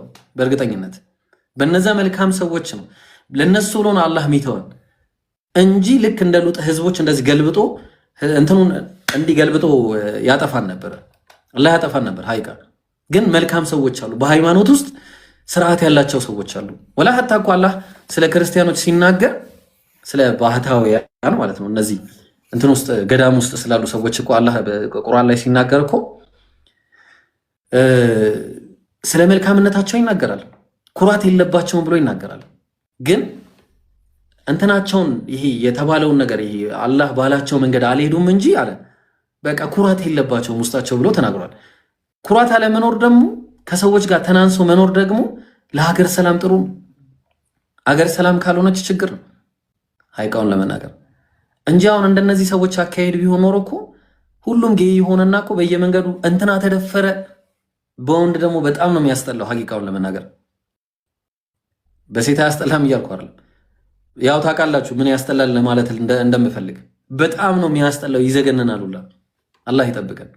ሴት ማለት በእምነቶቻችን ሲነገረን ሴት ማለት ያ ድክመቷ ምላችሁ የደካማ ፍጡርና አስባል ፊዚካሊ ደካማ ሊታዘንላት ይገባል። ፊዚካሊ ማለት ነው። ወንድ ጠንካራ ነው። ጠንካራ ስለሆን ከአንስተህ የሆነ ነገር ማድረግ የለብህ። ኦኬ፣ ልታዝንላት፣ ልትንከባከባት፣ ልትወዳት ነው የሚገባው። ቤተሰብ እህትህ እናትህ ነች። ይሄንን ነው ልናደርግ የሚገባው ብሎ የሚያስተምረው እምነት ብቻ ነው። አንቺ ዛሬ እንደዚህ ተናገሪ እንጂ ማለት ነው እንዲህ ተናገሪ እንጂ እቺ እነዚህ ሰዎች ማለት እንዲህ ተናገሩ እንጂ እናንተ አደባባይ ላይ እናንተ ጀርባ ያለው ነገር ግን ሌላ ነው፣ እናውቀዋለን። አንቺ ህይወት አልተሳካልሽምና የሰዎችን ህመም እንደዚህ እየወጋጋሽ እየቀሰቀሽ ህመሞቻቸውን እያስታወሽ ተስፋ እንዲቆርጡ አታርጊ። ተስፋ አለ፣ ሃይማኖት ውስጥ ተስፋ አለ። ኢነ መዐል ዑስሪ ዩስራ። አላህ ምን ብሏል ቁርአን ላይ? ምንጊዜም ይሄ የአላህ ሱና ነው፣ እወቁት። ሁል ጊዜም እወቁ፣ የአላህ ሱና ነው። በቃ ሁሌ ይሄ እወቁት፣ ይሄንን የአላህ ሱና ነው። በቃ የትኛውም ችግር ይድረስባችሁ፣ ከችግር በኋላ ምንጊዜም ደስታ አለ። እወቁ። ባልፈታሻው እሱ ዛሬ ተደሰተ መንገድ ላይ እንዲህ ምናምን፣ አንቺን ደግሞ አላህ ይበለጠ ያስደስትሻል። ሀቂቃ ነው የምላችሁ። አንተ ፈታችህ ወይ ለብር ብላ ሄደች ወይ ለሆነ ነገር የሆነ በቃ ወይ ተፈታ አይደለ ተደሰተች ዛሬ ምናምን የሆነ ነገር አለ ምናምን፣ አንተም አላህ ያስደስታል። አይቀርልህም፣ መደሰት አይቀርም። ፋይናሊ ደግሞ እንሞታለን፣ ዱንያ ነውና ፋይናሊ ሁላችንም እንሞታለን። ከሞተን በኋላ ግን የሚጠብቀን ወይ ጀሃነም ወይ ጀነት ነው። ሁለተኛ ምርጫ የለህም፣ ሌላ ሶስተኛ ምርጫ። ወይ ጀነት ነው የምትገባው ወይ ጀሃነም ነው የምትገባው።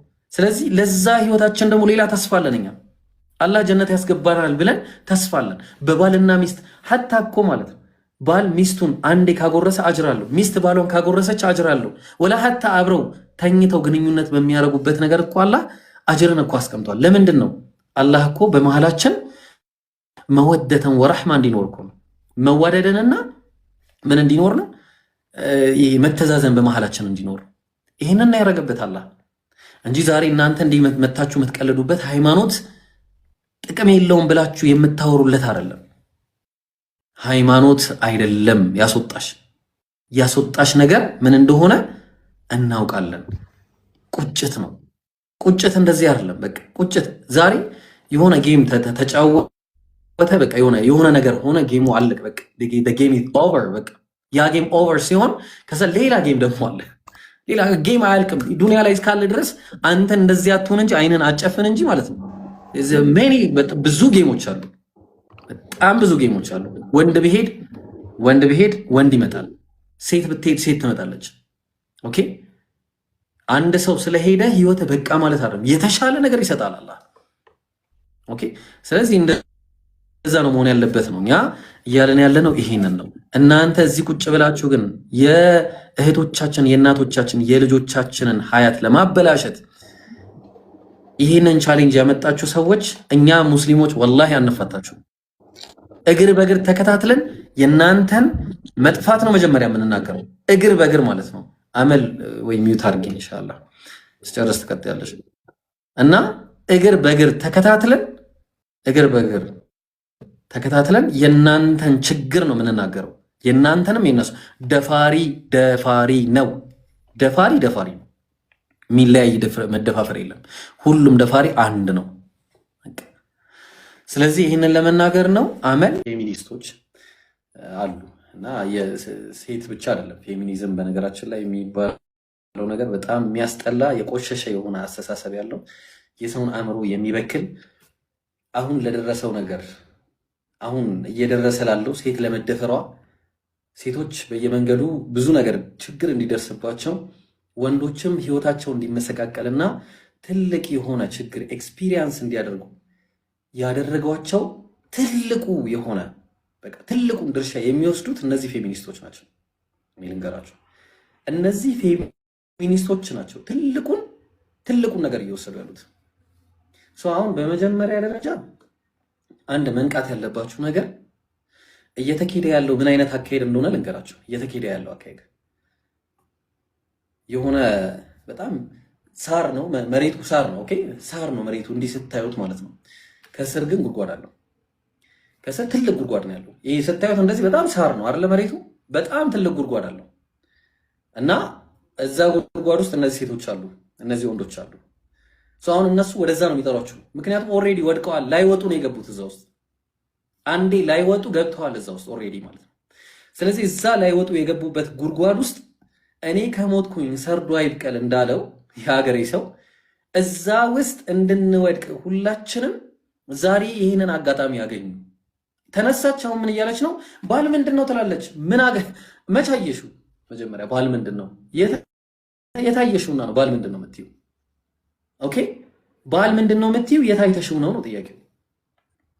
ህይወትሽ የተመሰቃቀለ ተስፋ የቆረጥሽ በህይወትሽ ላይ ምንም ልታረጊ የማትቺ ሴት ስለሆንሽ የእህቶቻችንን ህይወት የወንድሞቻችንን ህይወት ልታበላሺ የተነሳሽ አገር አጥፊ የሆንሽ ኢሰብአዊ አስተሳሰብ ያለሽ ሃይማኖታዊ የሆነ አስተሳሰብ ያለህ ሴት እና ወንዶች ናቸው። እናንተ ፌሚኒዝም ተከታይ ነን የምትሉ ህዝቡን ከሃይማኖት ለማስወጣት ከወግ ማዕረጉ አስወጥታችሁ ከሴትነት ጎዳና ከወንድነት ጎዳና ሰዎችን አስወጥታችሁ ተግባባን። ወንድ ለወንድ ጋብቻን የምትፈቅዱ የሆነ ሴት ለሴት ጋብቻን የምትፈቅዱ የሆናችሁ ተግባባን። ሴት ለሴት ብቻ ሳይሆን ውሻ ከሰው ጋር መጋባትን የምትፈቅዱ ጾታ መቀየርን የምትፈቅዱ የቆሸሸ የቀነጨረ አስተሳሰብ ያላችሁ ሰዎች ዛሬ ተነስታችሁ እንዴት አድርጋችሁ ነው ለሴት መብት የምትሟገቱት? እንዴት አድርጋችሁ በየትኛው ምላሳችሁ ነው ለሴት መብት የምትሟገቱት? እንዴ እኛ እኮ ሃይማኖታችን በመጀመሪያ ደረጃ ማለት ነው ሃይማኖታችን እስልምናችን በእኛ በመጀመሪያ በእስልምና ያማረንን እኛ አንድ ነገር ማወቅ ያለባችሁ በእስልምና ያማረንን አልহামዱሊላህ። ክርስቲያኖችም ቢሆኑ ቢያንስ በሃይማኖታቸው የሚሄዱ እንደዚህ አይነት ተግባርን የማያደርጉ ናቸው። ክርስቲያኖችም ቢሆኑ ማለት ነው ሙስሊም ብቻ አይደለም እያልኩ ያለው ሃይማኖት ውስጥ ያለ ሰው መቼም ቢሆን ከነዚህ አይነት ቆሻሻ ሰዎች ጋር ሊተባበር አይገባም። መተባበር ሳይሆን ያለብን እኛ ራሳችን ሃይማኖታችንን ማስተማር ይኖርብናል። ሃይማኖታችንን ኦኬ እኛ እነሱ ስላሉ አይደለም ሁሌም የምናስተምረው ትምህርት ነው። ሁሌ የምናስተምረው የራሳችን የሆነ ትምህርት ነው። ምንድነው የምናስተምረው? ሴት ልጅ መድፈር በጣም ከባድ ወንጀል ነው በእስልምና። በእስልምና ብቻ አይደለም በባይብሉም ጭምር መድፈር የሚባለው ኃጢአት ነው። ኦኬ ተወግረው ይገደሉ ተብሎ ነው ባይብል ላይ የተቀመጠው። ይሄንን ነው አምላክ ያስቀመጠው። ቁርአኑም ላይ እንደዛ ነው፣ ሐዲሱም ላይ እንደዛ ነው፣ ባይብሉም ላይ እንደዛ ነው። እነዚህ ሰዎች ግን የመጡት ይሄንን ህዝብ ከዚህ አይነት ላይፍ ስታይል አስወጥተው ራቁት የመሄድና በራቁት በቃ ምን ብዬ ልንገራችሁ፣ አስተሳሰባቸው ራቁት በመጀመሪያ ደረጃ፣ ከዛ ክብረ ንጽህናቸው ራቁት፣ ምንም የሌላቸው ሙሉ በሙሉ ሀያታቸውን በአጠቃላይ ለበሰበሰ አስተሳሰብ አሳልፈው የሰጡ ጾታ የሚቀይሩ ወንድ ከወንድ ጋር እኔ ምን አይነት እንደዚህ አይነት ሰዎች ከኛ ጋር እንዴት ነው እነዚህን የምንተባበረው? እንዴት አድርገ ነው ከነዚህ ጋር ተቃውመን ብለህ የምትለጥፈው ለአላህ ብለህ ወንድሜ እንዴት አድርጋችሁ ነው ከነዚህ ጋር የምትለጥፉት? ከነዚህ ጋር እኛ የራሳችን መንገድ አለን። የማንም አጀንዳ አሯሯጭ አንሁን ጋይስ። አጀንዳቸው የነሱ ሌላ ነው፣ ከኋላቸው ጀርባቸው ሌላ ነው፣ ሐሳባቸው ሌላ ነው። ነገ ወንድምህን፣ ነገ እህትህን፣ ነገ ቤተሰቦችህን ይዘው ሲሄዱብህ ነው የሚገባህ ማለት ነው። አላህ ይጠብቀን ከእንደዚህ አይነት ነገር ወላሂ ነው የምላችሁ። ከዛ በኋላ ምን ይላሉ? የኛ ትዳር አስጠላኝ፣ ትዳር አስጠላኝ የሚል ነገር ይጀምራል። ኦኬ ትዳር አስጠላኝ ወደ ማለት ኦኬ ትዳር ካስጠላ ዱድ አንድ ነገር ልንገርህ፣ ትዳር ቢሄድ ትዳር ይመጣል። ይሄን ወቅ ላይፍ ሁሉ ጊዜ ትክክል እንደዚህ አይነት ላይፍ የለም። መታገስ አለባችሁ ሀያታችሁ ላይ ስትኖሩ። እንደዛ ነው አባት እናቶቻችን ታግሰው ነው እዚህ ያደረሱ። ኦኬ እንጂ ይሄ አደገኛ ነገር ስለሆነ ነው እኔ ወላሂ የመጣሁበት። እኔ ቁጭ ብዬ አሰብኩት ይሄ ነገር ነገ ምን ሊሆን ነው? ይሄ ወላሂ በጣም ከባድ ነገር ነው። ሀይቃ የኛ እናትና አባት ስንቱን ነገር ታግሰው ነው የመጡት ትዳራቸውን። ዛሬ ግን እኛም በማየት ይደሰታሉ። ልንገራችሁ እኔ ዛሬ ልጆቻቸው የደረሱበትን በማየት ተደስተው እቤቷቸው ቁጭ ብለው አላህን ያመሰግናሉ፣ ፈጣሪያቸውን ያመሰግናሉ። ክርስቲያኖችም ቢሆኑ ልጆቻቸው ተምረው ለወግ ለማዕረግ ደርሰው ልጅ ወልደውላቸው ልጅ ሲያዩ እነዚህ ዘረ ቆራጭ የሆኑ ሰዎች ዘር እንዳይመጣ የሰው ልጆች እንዳይራቡ ትክክለኛ የሆነው ሰብአዊ አኗኗር እንዳይኖር ኢሰብአዊ የሆነ አኗኗር እንዲኖር ባልተገባበት መንገድ ሰዎች እንዲገናኙ የሚያደርጉ አእምሯቸው የቀነጨረ አእምሯቸው የማይሰራ የሆኑ ፌሚኒስቶች እኛ ልንከተላቸው አይገባም። ነሕኑ ቀውሙን አዐዘና አላሁ ቢልኢስላም፣ እኛ አላህ በእስልምና ከፍ ያደረገን ህዝቦች ነው። የማንም አጀንዳ አሯሯጭና ሰለሜ ተከታዮች አይደለም። ኦኬ እንደዚህ አይነት አካሄድን አቁሙ። ፕሮፋይል የቀየራችሁ ሰዎች ካላችሁ ለነሱ ብላችሁ አይደለም ይሄንን ማድረግ ያለባችሁ። ፕሮፋይላችሁን አጥፉት። ያንን ፕሮፋይል አትጠቀሙ። ለነሱ መቼም ቢሆን ድምፅ አትሁኑ። ድምፅ መሆን ካለብን እኛ በራሳችን መንገድ ድምፅ እንሆናለን እንጂ ማለት ነው በእስልምናችን መንገድ እንጂ ከፌሚኒስት ጋር አንድ ላይ ተባብረን አናደርግም። እኔ ልንገራችሁ ይሄን እነዚህ ፌሚኒስቶች ሲጀመር አንደኛ ተጠያቂ እነሱ ናቸው። እነሱ ላይ ነው ይሄንን ነገር ማድረግ ያለብን። እንዳውም ከዚህ ጀምሮ መደረግ ያለበት ፌሚኒስቶች መጥፋት አለባቸው እያለን ነው እኛ ማድረግ ያለብን። ወላሂ ነው የምላችሁ። ፌሚኒስቶች የሀገር ጸር ናቸው እያለን ነው ማስቀመጥ ያለብን። ይህንን ነው። ከፌሚኒስት ጋር ተባብረን እንደዚህ እናድርግ። የሴት ልጅ መደፈር እኮ በዚህ ነው እኮ የሚመጣው። ለምንም ነገር ግድ የሌላቸው እኮ ስለሆኑ ማለት ነው። እንዴት አድርገን ነው ከእነሱ ጋር የምንተባበረው? ሀቂቃውን ለመናገር ማለት ነው። ስለዚህ ላለመድፈር ሚስት እንዲኖር በቂ ነው። በቃ ለምን ፍላጎት ይመጣው ካይምሮ ነው። ዝሙት ይመጣው ካይምሮ ነው። ከዛ ወደ አይን ይመጣል። ከአይን ነው ወደ ተግባር የምትሄደው።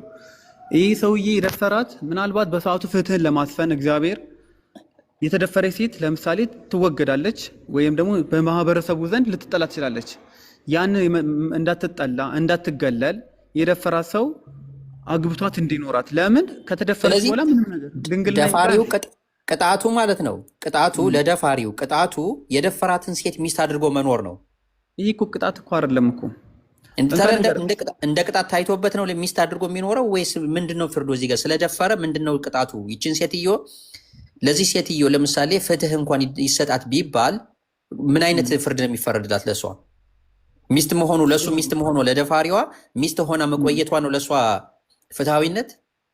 ጥሩ በቃ ይለ አንደኛ አለመታጨቷ። ቆይ አንድ ነገር ልንከር እዚህ ጋር ይለ አንድ ጋር ባላንስ ለመሆን ሞክር። በተረጋግቼ ነው የማወራ። አንደኛ አልታጨችም ልጅቱ። የተደፈረችው ልጅ አልታጨችም። የታጨችዋ ልጅ ከባለ ውጭ የደፈራት ሰው አይታ አልፍትህ አይደለ? ከላይ ጀምረ ስናነበው አንዱ ተገሏል፣ አንደኛው በድንጋይ አንደኛው ተገሏል፣ ግድያ ቀጥታ። አንደኛው ደግሞ የደፈረው ሰውዬ ማለት ነው። አንደኛው ደግሞ በድንጋይ ተወግራ ደግሞ አንዷ የደፈረው ደግሞ እንዲገደል ተደርጓል። ትገባው ድንግልና ሲኮን ደግሞ ይችኛዋ ደግሞ ስለተደፈረች ለምን ደፈራ አንልም። እንግዲህ የሰው ልጅ አመራረጥ አንዴ ቆይ እዚሁ ምዕራፍ ላይ ዘዳግም ምዕራፍ 22 ላይ ቁጥር 24 ላይ እንደዚህ ይላል። እስኪ ቁጥር 23 ላይ ማናቸውም ሰው ቆይ ቁጥር 23 ላይ የትኛውን ቨርዥን እያነበብክ እንደሆነ ባላቅም አይ ቲንክ ምን ይላል መሰለህ? ቁጥር 23 ላይ ማናቸውም ሰው ድንግልና ያላትን ልጃገረድ ቢያጭ አለ ቢያጭ ቁጥር 23 ላይ ሌላ ሰውን በከተማ ውስጥ አግኝቶ ከእርሷ ጋር ቢተኛ ሁለቱን ወደዚያች ከተማ በር አውጧቸው። ብላተኛይቱ በከተማ ውስጥ ሳለች አልጮኸችምና ሰውየውም የባልንጀራው ሚስት አስነውሯልና እስኪሞቱ ድረስ በድንጋይ ወገሯቸው፣ እንዲሁም ክፉውን ነገር ከመካከል ታስወግዳለህ ነው የሚለው ቁጥር 23 እና 24። ኦኬ። ስለዚህ ሁለቱም ይገደላሉ ነው ቁጥር 23 እና 24 ስላልጮኸች ገብቶካል። ታጭታለች፣ ለሌላች ታጭታለች። ነገር ግን ባለመጮኋ ሁለቱም ተወግረው እንዲገደሉ ያዛል። ከዛ በኋላ ቁጥር 25 ላይ ነገር ግን ሰው የታጨችውን ልጃገረድ በሜዳ ቢያገኛት በግድ አሸንፎም ቢደርስባት ያ የደረሰባት ሰው ብቻውን ይገደል አለ። ቀጣይ ቁጥር 26 ላይ በብላቴናይቱ ላይ ግን ምንም አታድርጉ፣ በብላቴናይቱ ላይ ለሞት የሚያበቃ ኃጢአት የለባትም። ሰው በባልንጀራው ላይ ተነስቶ እንደሚገድለው ይህ ነገር ደግሞ እንደዚሁ ነውና ብሎ ቋጨ። ቁጥር 27 ላይ በሜዳ ባገኛት ጊዜ የታጨችው ልጃገረድ ጮኻለችና የሚታደግም አልነበረባትምና አለ። ከዛ ቁጥር 28 ላይ ሌላ ነገር ጀመረ። 26 ማብራሪያ። ቁጥር 28 ላይ ማናቸውም ሰው ድንግልና ያላትን ያልታጨች ልጃገረድ ቢያገኝ ወስዶም ቢደርስባት ቢያገኛትም አለ። በእሷ ፍላጎት ነው ያለ እሷ ፍላጎት? ያለ እሷ ፍላጎት ነው አይደል? እዚህ ጋር አሁን እንግዲህ ያለ እሷ ፍላጎት እኔ የራሴን ጀጅመንት ነው የምሰጥ ለመሰለ እንካል እንገረ አሁን እዚህ ጋር ታውቃለህ ሀሰን፣ ማናቸውም ሰው ድንግልና ያላትን ያልታጨች ልጃገረድ ቢያገኛት ማለት ነው አገኛት፣ ያልታጨችም ወስዶም ቢደርስባት ቢያገኛትም አሁን ከላይኛው ጀምረን ካልጮች ደፋሪውም ተደፋሪዋም ትወገዳል። ለምን? ዝሙትን ክፉን በማዕከላቸው እንደዚህ ዝሙትን ለማስወገድ ፍርሃቻ እንዲፈጠር፣ ለምን በየሜዳው እንዳይደፋ እርስ በርሳቸው እንዳይተኙ ብቻ ይሆናል። ለማስፈራራት ነው የተፈጠረ ነገር ነው። የላይኛው ጀምር ስናልበው ለምን ሁለቱም ተወግረው እንደሚገደሉ፣ አንዷ ግን ታይታለች፣ ግን ብጮ ግን እንደማትወገር እሱ እንደሚገደል ይገልጻል። እዚህ ጋር ደግሞ 27 ላይ የሚለው ማናቸውም ነው የሚለው ማናቸውም ሰው ድንግልና ያላትን ያልታጨች ልጃገረድ ቢያገኛት አገኛት፣ እንደ ላይ ልጆች እንደ 26 እንደ አልጮችም ምንም ነገር የለም። ወስዶም ቢደርስባት ቢያገኛትም ደፈራት የሚል የለም አይደል? እዚህ ጋር ማናቸውም ሰው ድንግልና ያላትን ያልጮኸች ልጃገረድ ቢያገኝ ወስዶም ቢደርስባት ቢያገኛትም አለ። በእሷ ፍላጎት ነው ወይስ ከእሷ ፍላጎት ውጭ? የእሷም እኮ ፍላጎታቸውን እኮ የለ ያሁን ካልንገረ የእሷ ፍላጎት አለመሆኑ በመጮኋ ታሳያለች። ያ አለመሆኑ ከላይ ከምስታነበው እዚህ ጋር ደግሞ የእሷ ፍላጎት በመሆኑ ደግሞ ዝም ትላለች። ስለዚህ ዝም ስላለች ሁለቱም ቢገኙ ይገደሉ፣ ሁለቱም ተወግረው ይገደሉ የሚል ማስረጃ ሰጠ። ግን የእሷ ፍላጎት ሳይሆን ደግሞ ከጮህ ደግሞ ምንድነው የምትለው? እሷ አትገደልም እሱ ይገደላል። 26 ላይ ግን የሚለው በሜዳ ቆይሽ ይቅርታ፣ ማናቸውም ሰው ድንግልና ያላትን የሆነ ድንግልና ያላት ሴት የሆነ ሰው ቢያገኝ ማለት ነው ያልታጨች ልጃገረድ ቢያገኝ ወስዶም ቢደርስባትም ቢያገኛትም ደፈራት የሚል ነገር የለም። እዚህ ጋር ወስዶ አገኛት። ስለዚህ የሁለቱም ፍቃድ ነው ማለት ነው። ያለ እግዚአብሔር ፍቃድ ያለ እግዚአብሔር ትእዛዝ ወይ ያለ ሙሴ ሕግ ባለመተጫጨት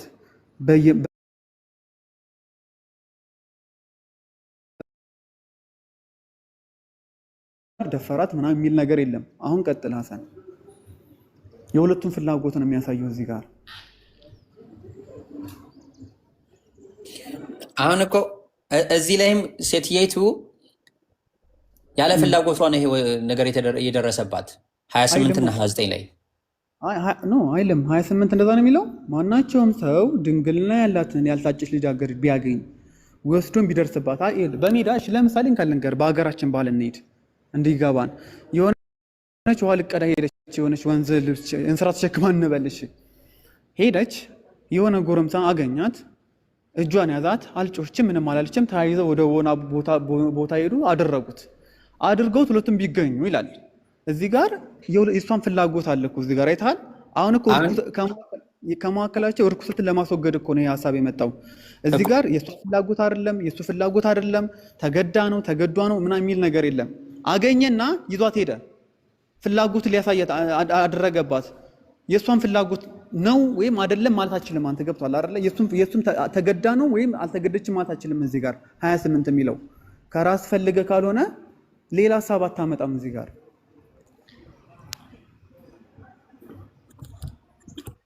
እስኪ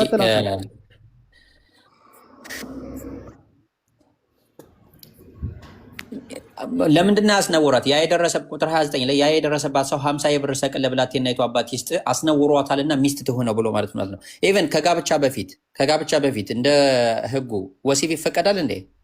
እኮ እሱን እኮ ነው የምልህ። አሁን እኮ ካልንገር እኔ ይሁን ለፍልፍ ያልተረዳኸኝ ማለት ነው። ከላይ አይተው ከሆነ መስፈርት ቀርበዋል። መጮህና አለመጮህ ገብቷል። ከላይ አይተው ከሆነ መጮህና አለመጮህ እንደ መስፈርት ሆኖ ሊያገለግል አይችልም። ችግር የለውም። የንጉስ ልጅ ሐሰን የሷ ፍላጎት ነው የሚታየው። አሁን እቺ ሴትዮ ፈልጋስ ቢሆን ያልጮህችው ለምሳሌ ከዛ ልጅ ጋር ሴክስ ማድረግ ፈልጋ ከሆነስ ምን ታደርገዋለህ? ይሄንን እሺ፣ አይ ፈልጋ ቢሆንስ እያልን ኮንክሉዥን ልንሰራ እንችልም። ቀጥታ ይሄትየው አይ ልቀጥል አይደለም ዘዳግም 22 28 የሚለውን ልንገራችሁ። ማናቸውም ሰው ድንግልና ያላትን ያልታጨች ልጃገረድ ቢያገኝ በግድ አሸንፎ ቢደፍራት ቢያገኙትም ነው የሚለው። ያ የደፈራት ሰው 50 የብር ሰቅል ለብላቴናይቱ አባት ይስጥ ነው የሚለው እኮ። ታዲያ ምን አሁን እኛ ካወራን በግድ አሸንፎ ቢደፍራት ተስማምተው ቢሆንስ እያልክ እያወራ ስለነበረ ተስማምቶ ሳይሆን ያ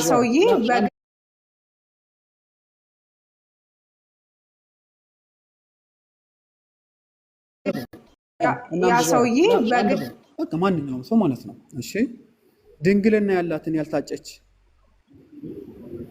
እዚህ ጋር ማለት ነው። አንድ እዚህ ጋር እንድትመልሽ ይፈልገው። ማናቸውም ሰው ሲባል ሴትና ወንድ ነው አይደለ? ወንድን ለማመልከት ነው አይደለ? እዚህ ጋር ማናቸውም ሰው ያለውን ማንኛውም ወንድ ማለት ነው። ማንኛውም ሰው ድንግል ያላትን ሴት ነው የሚለው። ግልጽ ነው እኮ በነገራችን እኮ እንድንግባባ ነው። ማናቸውም ሰው ወንዶችን ለማመልከት ነው። ኦኬ በወንድ በሚለው እናያዘው። ድንግልና ያላትን ያልታጨች ልጃገረድ ሴትን ነው የሚያመለክተው አይደለ? የሆነ ሴት ቢያገኝ መንገድ ላይ ቢያገኛት የሆነ ቦታ ሰንበዲ የሆነ ቦታ ቢያገኛት ወስዶም ቢደርስባት ቢያገኙትም የታለ ወስዶም ቢደርስባት የሚለው ያደርጉ ነው አይደል? የታለ ወስዶም ቢደርስባት የሚለው ወስዶም ቢደርስባት በግድ አሸንፎ ቢደፍራት ያልታጨች ልጃገረድ አይልማ። በግድ አሸንፎ ቢደፍራት ስንተኛው እትም ነው አንተ? 81 ሀዱን ነው እኔ እያነበብኩልህ ያለሁት። 81 አሃዱ ደግሞ የእናንተ የኦርቶዶክስ መጽሐፍ ነው። የሚለው ምንድነው? ማናቸውም ድንግል ያላትን ያልታጨች ልጃገረድ ቢያገኛት በግድ አሸንፎ ቢደፍራት ይላል። ይሄ ስህተት ነው? ይሄ መጽሐፍ ስህተት ነው? ይሄው በግድ አሸንፎ ቢደፍራት አይታይም እንዴ? ቪዲዮ አይታይም? የከፈትኩት አንዴ አይታይም? የከፈትኩት መጽሐፍ እጄ ላይ መጽሐፍ ቅዱስ አለ። ቆይ እሺ፣ እንደዚህ እሺ፣ ዘዳግም 22 አይደለም? ይሄ ዘዳግም 22 ነው አይደለም? ይሄን ጥያቄ ያመጣው አማን ነው አይደለ? አማን አንዴ መጽሐፍ ቅዱስ እጅ ላይ አለ። ቆይ አንዴ ይሄ ዘዳግም 22 25 ተሳስተዋል። ይሄ መጽሐፍ ነው ዋናው ነገር። እጄ ላይ መጽሐፍ ቅዱስ አለ። ሃርድ ኮፒውም አለ፣ ሶፍት ኮፒውም በእጄ የፖፕ አፕ አድርጌ እያወራሁሽ ነው። ይሄው እጄ ላይ ይላል 28። እሺ ኡስታዝ ሙአዝ ቀጥል። ይሄው የኔ ራሱ እንደዛ ነው የሚለው። ማናቸውም ሰው ድንግልና ያልታጨችን አስገድዶ የሚል የለም። ኧረ ብስሚላህ ይሄ ሰውዬ። ቆይ የትኛውን ቨርዥን ልክፈትልህ? በግድ አሸንፎ ይደረስባት ይሄን አይደል እንዴ? እጄ ላይ ሐሰን እጄ ላይ ይሄው እጄ ላይ መጽሐፍ ቅዱስ አለ። ከዚህ ሁላ አማን ይክፈት እስኪ። አማን አለ አንዴ አማንን ላወራው። ቆይ ይቅርታ ሐሰን አላያስኩም መጽሐፍ ቅዱስ እጄ ላይ የለም። እኔ የየትኛውን ልክፈትልህ? እኔ የሁሉም አይነት ቨርዥን አለኝ። ለምሳሌ ቆይ አንድ ነገር ላሳየህ እዚህ ጋር ይሄ አለ። ለምሳሌ የ1980 አለኝ። እንግባባ፣ እንደዚህ እናድርግ። ቀላሉ መፍትሄ ወደ ሂብሩ ተመለስ። በቃ ሂድና እኔ አይቼዋለሁ ሂብሩ ላይ እጄ ላይ ያው እያየሁ ነው። ሂድና ምን ታደርግ መሰለህ? አንዴ ልክፈት። ሂድ አንተ ምን ታደርግ መሰለህ? ማን ሶሪ ሐሰን ሂድና አሁን የለም አለ ብለሃል አይደለ? እኔ እጄ ያዝኩት ሶፍት ኮፒም በሃርድ ኮፒም መክፈት ስለማልችል ነው እንጂ ስራ ቦታ ከስተመሮች አሉ መክፈት ስለማልችል ነው እንጂ ከብከፍት ደስ ይለኝ ነበረ። ምን ታደርግ መሰለህ? ሂድና ሂብሩ ላይ ባይብል ሀብ ላይ ግባና መድፈር የሚለው አሁን እሷን ያለችው እሷ የተናገረችው አስገድዶ የሚለውን ታመጣልኛለህ። እጠብቅሃለሁ። ይሄው እዚህ ጋር ይኸውልህ። ይሄ ማለት ምን ማለት ነው? አንዴ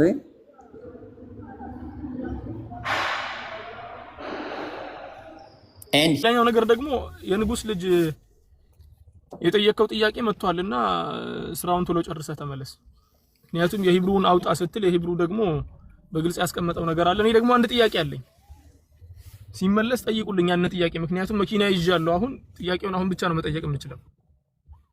የኔ ጥያቄ አንዲት ልጅ አሁን በተባለው መሰረት ያው 22ቱንም ጠቀስክ 28ንም ጠቀስክ፣ በየትኛውም መሰረት አንዲት ልጅ የሆነ ልጅ መጣና ለሰው ታጭታ ነበር። ልጅቷ ለሰው የታጨችውን ልጅ አንድ ልጅ መጥቶ በሽጉጥ አስፈራራትና ወይ ደግሞ በቢላ አስፈራራትና በዚያ ጊዜ ትንፍሽ ካልሽ እገልሻለሁ ብሎ ተገናኛት። ማይኩን ዝጉልኝ ፕሊዝ፣ ማይኩን ዝጉልኝ። በግድ አንድ ነገር ትንፍሽ ካልሽ ነፍስሽን ነው ማጠፋው ብሎ ተገናኛት ልጁ ማለት ነው። የልጅቷ ፍርድ ምንድነው የሚሆነው? በመጽሐፍ ቅዱስ በብሉይ ኪዳን ፍርድ የልጅቷ ፍርድ ምንድነው የሚሆነው? እሱም ብቻ ጠይቁልኝ። እያልን ያለነው ልጅቷ ለሰው የታጨች ናት። ለሰው የታጨችውን ልጅ ትንፍሽ ካልሽ ብሎ ልጁ በቢላ አስፈራርቶ ልጅቷ ጸጥ አለች፣ አልጮኸችም፣ ተገናኛት። ልጅቷ የሚሰጠው ፍርድ ምን ሊሆን ይችላል የሚለውን ነገር ብቻ ጠይቁልኝ። ባረከላሁ ፊኩም።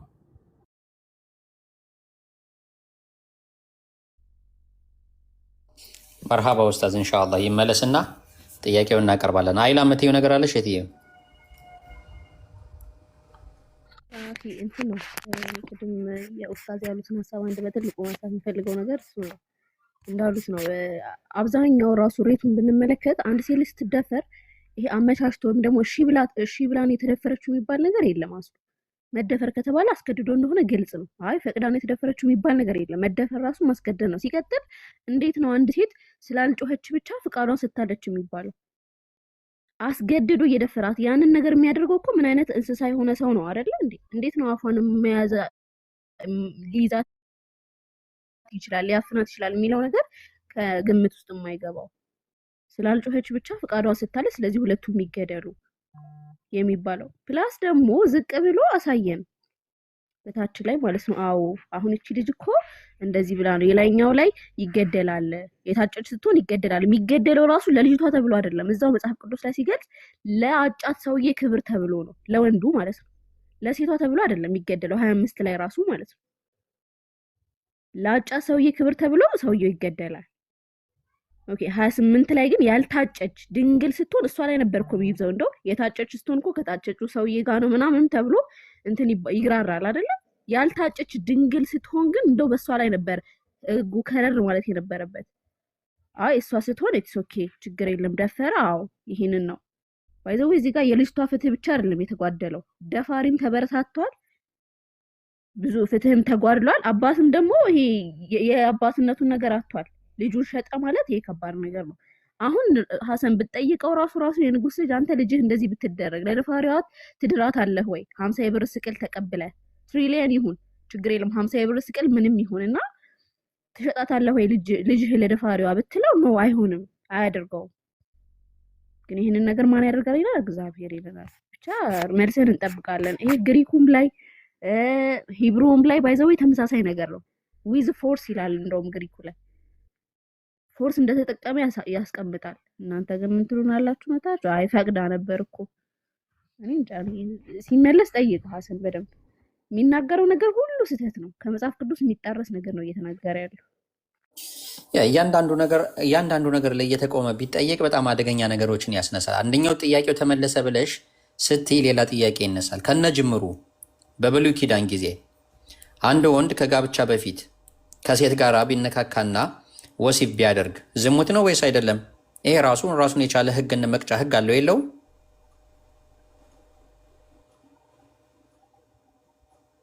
አይላ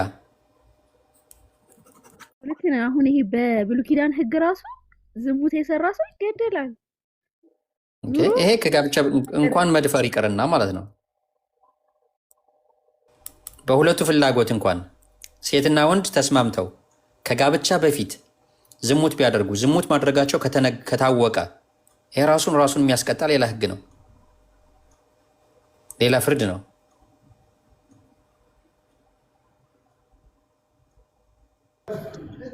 ሐሰን መደፈር እንደሆነ ግልጽ የሚያደርገው ነገር ይመስለኛል ወይ ትታገሰኛለህ? አዎ ችግር የለም። እንደተመቸ ተመልሰና አብሽር። ሌላ ሰው ካለ እናስገባለን እስከዛ። እና አንድ ሐሰን አንድ ሐሳብ ልጨምር። እንደ ደፋሪ እንደሆነ የምትቀጣው ደፍሯት አይደለም እኮ ተስማምተው ነው እንዳትል ሰውየው ብቻ ነው የተቀጣው። እውነት እሷ ፍቃዷን ሰጥታ በፍቃዷ የተገናኘች ቢሆን ኖሮ የሚቀጡትን ቅጣት ከላይ ያስቀምጧል። ሁለቱ ተስማምተው የተገናኙ እንደሆነ ሁለቱም ነው የሚገደሉት። አይላ እሱ ከላይ ነው ከላይ ነው። እኔም ከላይ ነው ያልኩት የንጉስ ልጅ ከላይ ነው። ያንን ነገር አስቀምጧል። 28 ላይ ግን ስለ ደፋሪ ነው የሚያወራው። መድፈር የለም የሚለው የለም እንዳትለን። እኔ ሃርድ ኮፒ ላመጣልህ እችላለሁ፣ ሶፍት ኮፒ ላመጣልህ እችላለሁ። ደርሶባታል የሚልም አለ፣ ደፍሯታል የሚል አለ። በስነ ስርዓት በኮመንተሪ ደረጃ ላመጣልህ እችላለሁ። በስነ ስርዓት ደፍሯታል በሚለው የተፈታ ማለት ነው። ግን ግልጽ የሚያደርግልህ ሎጂክ ምናልባት ስሚ አንዴ የሁለቱም አንደኛ ዝሙትን ለማስወገድ ነው ከማከላቸው። ለምን ዝም ቢባሉ ሌሎችም እንዳይቀጥሉ በዚህ መንገድ ይሄን ሀሳብ ለማስወገድ የተፈጠረ እኮ ልክ አይደለም ስላለ እኮ ነው ሁለቱንም በድንጋይ ተወግሮ የተገደሉት። እሷንም ኖ አይደለም። አሁን እንደዛ የተባለው ካነበብከው ቅድም እንደው ስላልጮኸች ነው አይደለ? ሁለቱም ይገደሉ ፍቃዷን ሰጥታለች። አለመጮኋ ፍቃዷን መስጠቷን ያሳያል ነው ያልከን አይደለ? ግን አንተ ራሱ ስትመለከት አሁን ለምሳሌ የሀገራችን ልጆች ፌቨንን ተመልከት። ለምሳሌ ልንገርሽ በማከላቸው አንዴ አዳምጠኝ ልጠይቅሽ በማከላቸው ግን አንዴ አዳምጠኝ፣ ጭቅጭቅ እንዳይሆን ምሳሌ ልስጥህና ከዛ አንተ ፍርዱን ላንተ ተዋለሁ። ለምሳሌ ፌቨንን ተመልከታት። ምን አድርጎ ነው በአፏ ውስጥ ጨርቅን አንዴ አዳምጠኝ አንዴ አይተሻል በስነ ስርዓት በማስረጃ ደረጃ ነው ያለው። አንዴ አዳምጠኝ አይተሻል ማስረጃ አለ። ስድስት ደፍራ አይተሻል። አንዴ ሚዩት አድርግ አንዴ አይቻለሁ። የማይሆን ነገር አታገናኝ። እሺ ልንገርህ አንድ የንጉስ ልጅ እየተደማመጣችሁ አውሩ። ልክ እኔ እናንተ ስናወራበት በነበረበት መንገድ መንፈስ ልክ አንተ አውርተህ ስትጨርስ እሷ ትቀጥላለች፣ እሷ አውርታ ስትጨርስ አንተ ትቀጥላለህ። አትደራረቡ። ከሁለታችሁ አንዳችሁ ሀሳብ ተናገሩና እንዳትቆራረጡ። ከዛ ሚዩት ስታረግ እሷ ታወራለች እኮ የፌቨንን አፏ ተጠቅጥቆ ምናምን አለች። ያላየችውን ስትደፈር ያላየችውን አይወልክ ሲጀመር አይላ በመሃል እያወራች አትግባሽ። ደቂቃ ልስጣ። ቆይ አይላ በመሃል እንዳይገባባት ደቂቃ ልስጣ። እንደዛ ካልሆነ በመሃል ይገባል። ሄዷል እንዴ? አንተም ብትሆን እኮ አሁን አይላ ያለችው አይላ ይቺ ህፃን ልጅ ላይ የደረሰባትን ነገር ያለችውን ነገር ዲስፕሩቭ ማድረግ አትችልም። አይ አንተም ያ ነገር አልደረሰባትም ብለህ ለመናገር ምንም አይነት መረጃ የለህም። እርሷን መረጃ የለሽም ብለህ ስትከስ እኮ አንተ የተሻለ መረጃ ሊኖርህ ይገባል። ኡስታዝ ሐሰን ኡስታዝ አንድ ነገር ልበላችሁ። በዚህ አጋጣሚ ሪከርድ የምታደርጉ ሰዎች ሪከርድ አድርጉ። በብሉይ ኪዳን መሰረት ፌቨን መደፈሯም ምንም ችግር የለውም። በብሉይ ኪዳን መሰረት ነው ያልኳችሁ። ባለፈውም ስናወራ ነበር፣ ይሄን ነጥብ አንስተን ስንከራከር ነበር። አንድ ሰው መልስ የሰጠ ሰው አልነበረም። የፌቨን መደፈር ምንም ማለት አይደለም በብሉይ ኪዳን አካሄድ። ኢቭን ፌቨን እንኳን ተደፍራ ብትገኝ ከሰውየው ጋር ነው የምትገደለው። የመገደሉ ህግ እንኳን ቢፈረድባቸው መጽሐፍ ቅዱስ አስተምሮት መሰረት ማለት ነው። አለፍ ስንልና ወደ አዲስ ኪዳን ስመጣ ደግሞ አዲስ ኪዳን ደግሞ የባሰ ይከፋል። እንዴት በለኝ። የብሉይ ኪዳን ላይ ሁለቱም ይገደላሉ አይደል? እሱም ይገደላል። የአዲስ ኪዳን ላይ ደግሞ ስትመጣ ሁሉም ምህረት ስላላቸው ምህረቱንም ያገኛሉ። አንድ ሁለቱም በኢየሱስ ክርስቶስ ስላመኑ ገነት ይገባሉ፣ ምንም ሳይቀጡ። ማንም ምንም አይቀጣም። አንድ ሰው መጥቶ ይሄን ነገር መከራከር የሚችል ሰው ካለ ወንድ መጥቶ ይከራከር። በብሉይ ኪዳን ህግ ሁለቱም ይገደላሉ። ታናሿ ፌቨን በነገራችን ላይ የነሱ ራስ ምታት ናት። አሁን ተነስተው እንትን የሚሉ ሰዎች ለሴቶች መብት እንትን እንቆማለን። ለሴቶች መብት መቆም የምትፈልጉ ከሆነ መጀመሪያ መጽሐፋችሁን ተመልሳችሁ አንብቡ። ይሄን ነገር እያነሳሳ ያለው መንገድ እየከፈተ ያለው መጽሐፉና ሰዎቹ መጽሐፉን ሲያስተምሩ የሚጠቀሙት አጠቃቀም ነው። ሁለት ሰዎች መጥተው አናግራቸው ነበር አይደል? ባለፈው ብዙ ወንድሞችና እህቶች ባሉበት ሳናግራቸው በመጽሐፍ ቅዱስ መሰረት አንድ ክርስቲያን የሆነ ግለሰብ ሴት ልጅን ደፍሮ ካረዳት ነው ያልኩት። ከደፈረ በኋላ ካረዳትና አርዶ ከገደላት ገነት ነው የሚገባው ገሃነም ይቃጠላል አይቃጠልም ስላቸው በኢየሱስ ክርስቶስ ይድናል አይቃጠልም አሉኝ። በዚህ ዱንያ ላይ በዚህ ዓለም ላይ ያለ ይከፈለዋል አይከፈለውም አልኳቸው። ሳይከፈለው ሰውየው ባለ ሀብት ነው። ለምሳሌ ያክል ኤፕስቲንን ተመልከቱ። እነ ኤፕስቲን ዘናፈታ ብለው እድሜ ልካቸውን ሲኖሩ ሴት ልጆችን እየሰበሰቡ የ7 ዓመትን የ4 ዓመትን የ5 ዓመትን እየሰበሰቡ እንደፈለጉ ሲያደርጉ ነበር በአሜሪካ ውስጥ። ኤፕስቲን አይላንድ የሚባለው ላይ እንደፈለጉ ሲያደርጉ ነበር። እነዚያ ሰዎች እስካሁን ድረስ ነው ዶናልድ ትራምፕ በህይወት አሉ። የፈለጉትን ነገር ሲያደርጉ ከርመው ማለት ነው። ምንም እየሆኑ አይደለም። እንዲሁም ተንደላቀው እየኖሩ ነው ህይወታቸው። በዱንያ ይከፈላቸዋል እንዳይባል። ኤፕስቲን ደግሞ ያን ሁሉ ነገር እንዳላደረገ ያን ሁሉ ነገር እንዳልሰራ ባለፈው 2019 18 ላይ ራሱን አጠፋ ተባለ። አሁን እነሱ ራስን ማጥፋቱን በዚያ ሁላ በደል ሊከፍሉ። ወደ ኢስላም ስትመጣ ግን የአንዲት የልጅቷን ጩኸት እንኳን ከበር ማድረግ አይችልም ሰውየው ራሱን ማጥፋቱ። የአንዲትን ሴት ልጅ መደፈር የሰውየው ራስ ማጥፋት ሊከፍለው አይችልም አበደን። ምን ያህል ጭንቀት ውስጥ እንደነበረች፣ ምን ያህል ልቧ እንደተሰበረ፣ ምን ያህል እንደደነገጠች እንደፈራች። በነገራችን ላይ እኔ ብሉይ ኪዳን የሚያስተምሩ ሰዎች የሴት ልጆችን ፊሊንግ የሚረዱ አይመስለኝም ሳስበው። ከተደፈረች በኋላ በቃ ሌላ ሰው ስለማያገባት አታግባ ትቅር። እንዴት ለደፋሪዋ ትዳራለች? ድጋሚ ለደፈራት ደም ላስለቀሳት ግለሰብ እንዴት ነው 50 ብር ከፍሎ ያግባት የሚባለው? እድሜ ልኳን እንደተሰበረች ልትኖር ነው። እነሱ ነገሩን እያሰቡ ያሉት ከስጋ አንፃር ነው። በቃ ከዚያ ከድንግልናው አንፃር ከምን አንፃር ላ ከስጋ አንፃር ብቻ አይደለም። ስነ ልቦናዊ ህይወት የሚባል ነገር አለ።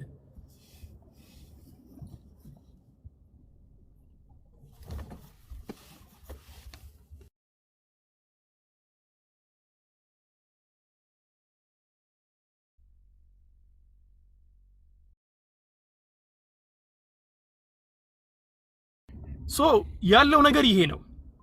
ስለዚህ መጽሐፍ ቅዱስ እንዲፈን ለማድረግ አትሞክሩ። ስትሞክሩ የፌቨን ጉዳይ ሲነሳ አትወራጩ። ስለ ፌቨን ጉዳይ መጽሐፍ ቅዱስ ላይ ያለውን ነገር ቁጭ አድርጉ። በቃ እኛ ለፌቨን ጉዳይ ነው እያወራን ያለነው። ፌቨን የተደፈረችበትን ሁኔታ ሙስሊሞች ሲቃወሙ መብት አላቸው። እምነታቸው ተቃወሙ ብሎ ስላዘዛቸው የክርስትና እምነት ተከታይ የሆናችሁት በብሉይ ኪዳንም በአዲስ ኪዳንም እስቲ አንድ ሰው ወጥቶ ይከራከርላት ለፌቨን። መከራከር አይችልም። ምክንያቱም ፌቨን ላይ የተደረገው አሰቃቂ ድርጊት ያ አረመኔነት አልተወገዘምና። ተወግዟል የሚል ሰው ካለ ደግሞ መጥቶ ማስረዳት ይችላል። የተወገዘበትን መንገድ ያን ያደረገው ግለሰብ አሁን ላይ እስር ቤት ያለው ልጅ እስር ይገባዋል ወይ በአዲስ ኪዳን አስተምህሮት መሰረት እስር ይገባዋል ወይ የሚለውንም አስተምሩን እስቲ። እስር ይገባዋል ወይ ሰውየው ነፃ መውጣት አለበት? ያም ይነገረን።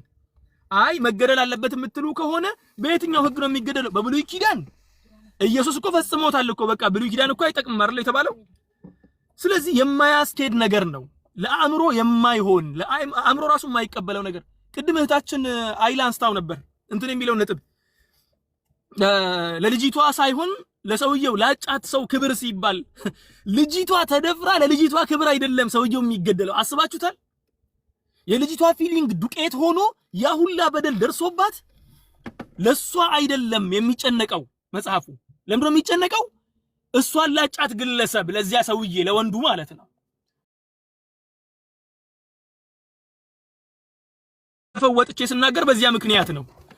ስለ ፌሚኒዝም ጉዳይ ደግሞ ወጥተውኛል ለማስተማር እየጣሩ ያሉት ስለ ሴት ልጅ መብት ማስተማር እየጣሩ ያሉት ልጆች በደንብ አድርገን እናውቃቸዋለን። ፌሚኒዝምን በደንብ አድርገን ወደፊትም እናወራበታለን። እሱን ይሄን ለማለት ፈልጌ ነው። ይመለስና ወገናችን እስቲ ስለአሁን ስለተረሳው ጉዳይ መልስ ይስጥበት፣ ወይ ደግሞ ሌላ ክርስቲያን ገብቶ መልስ ይስጥበት፣ በብሉይ ኪዳንም በአዲስ ኪዳንም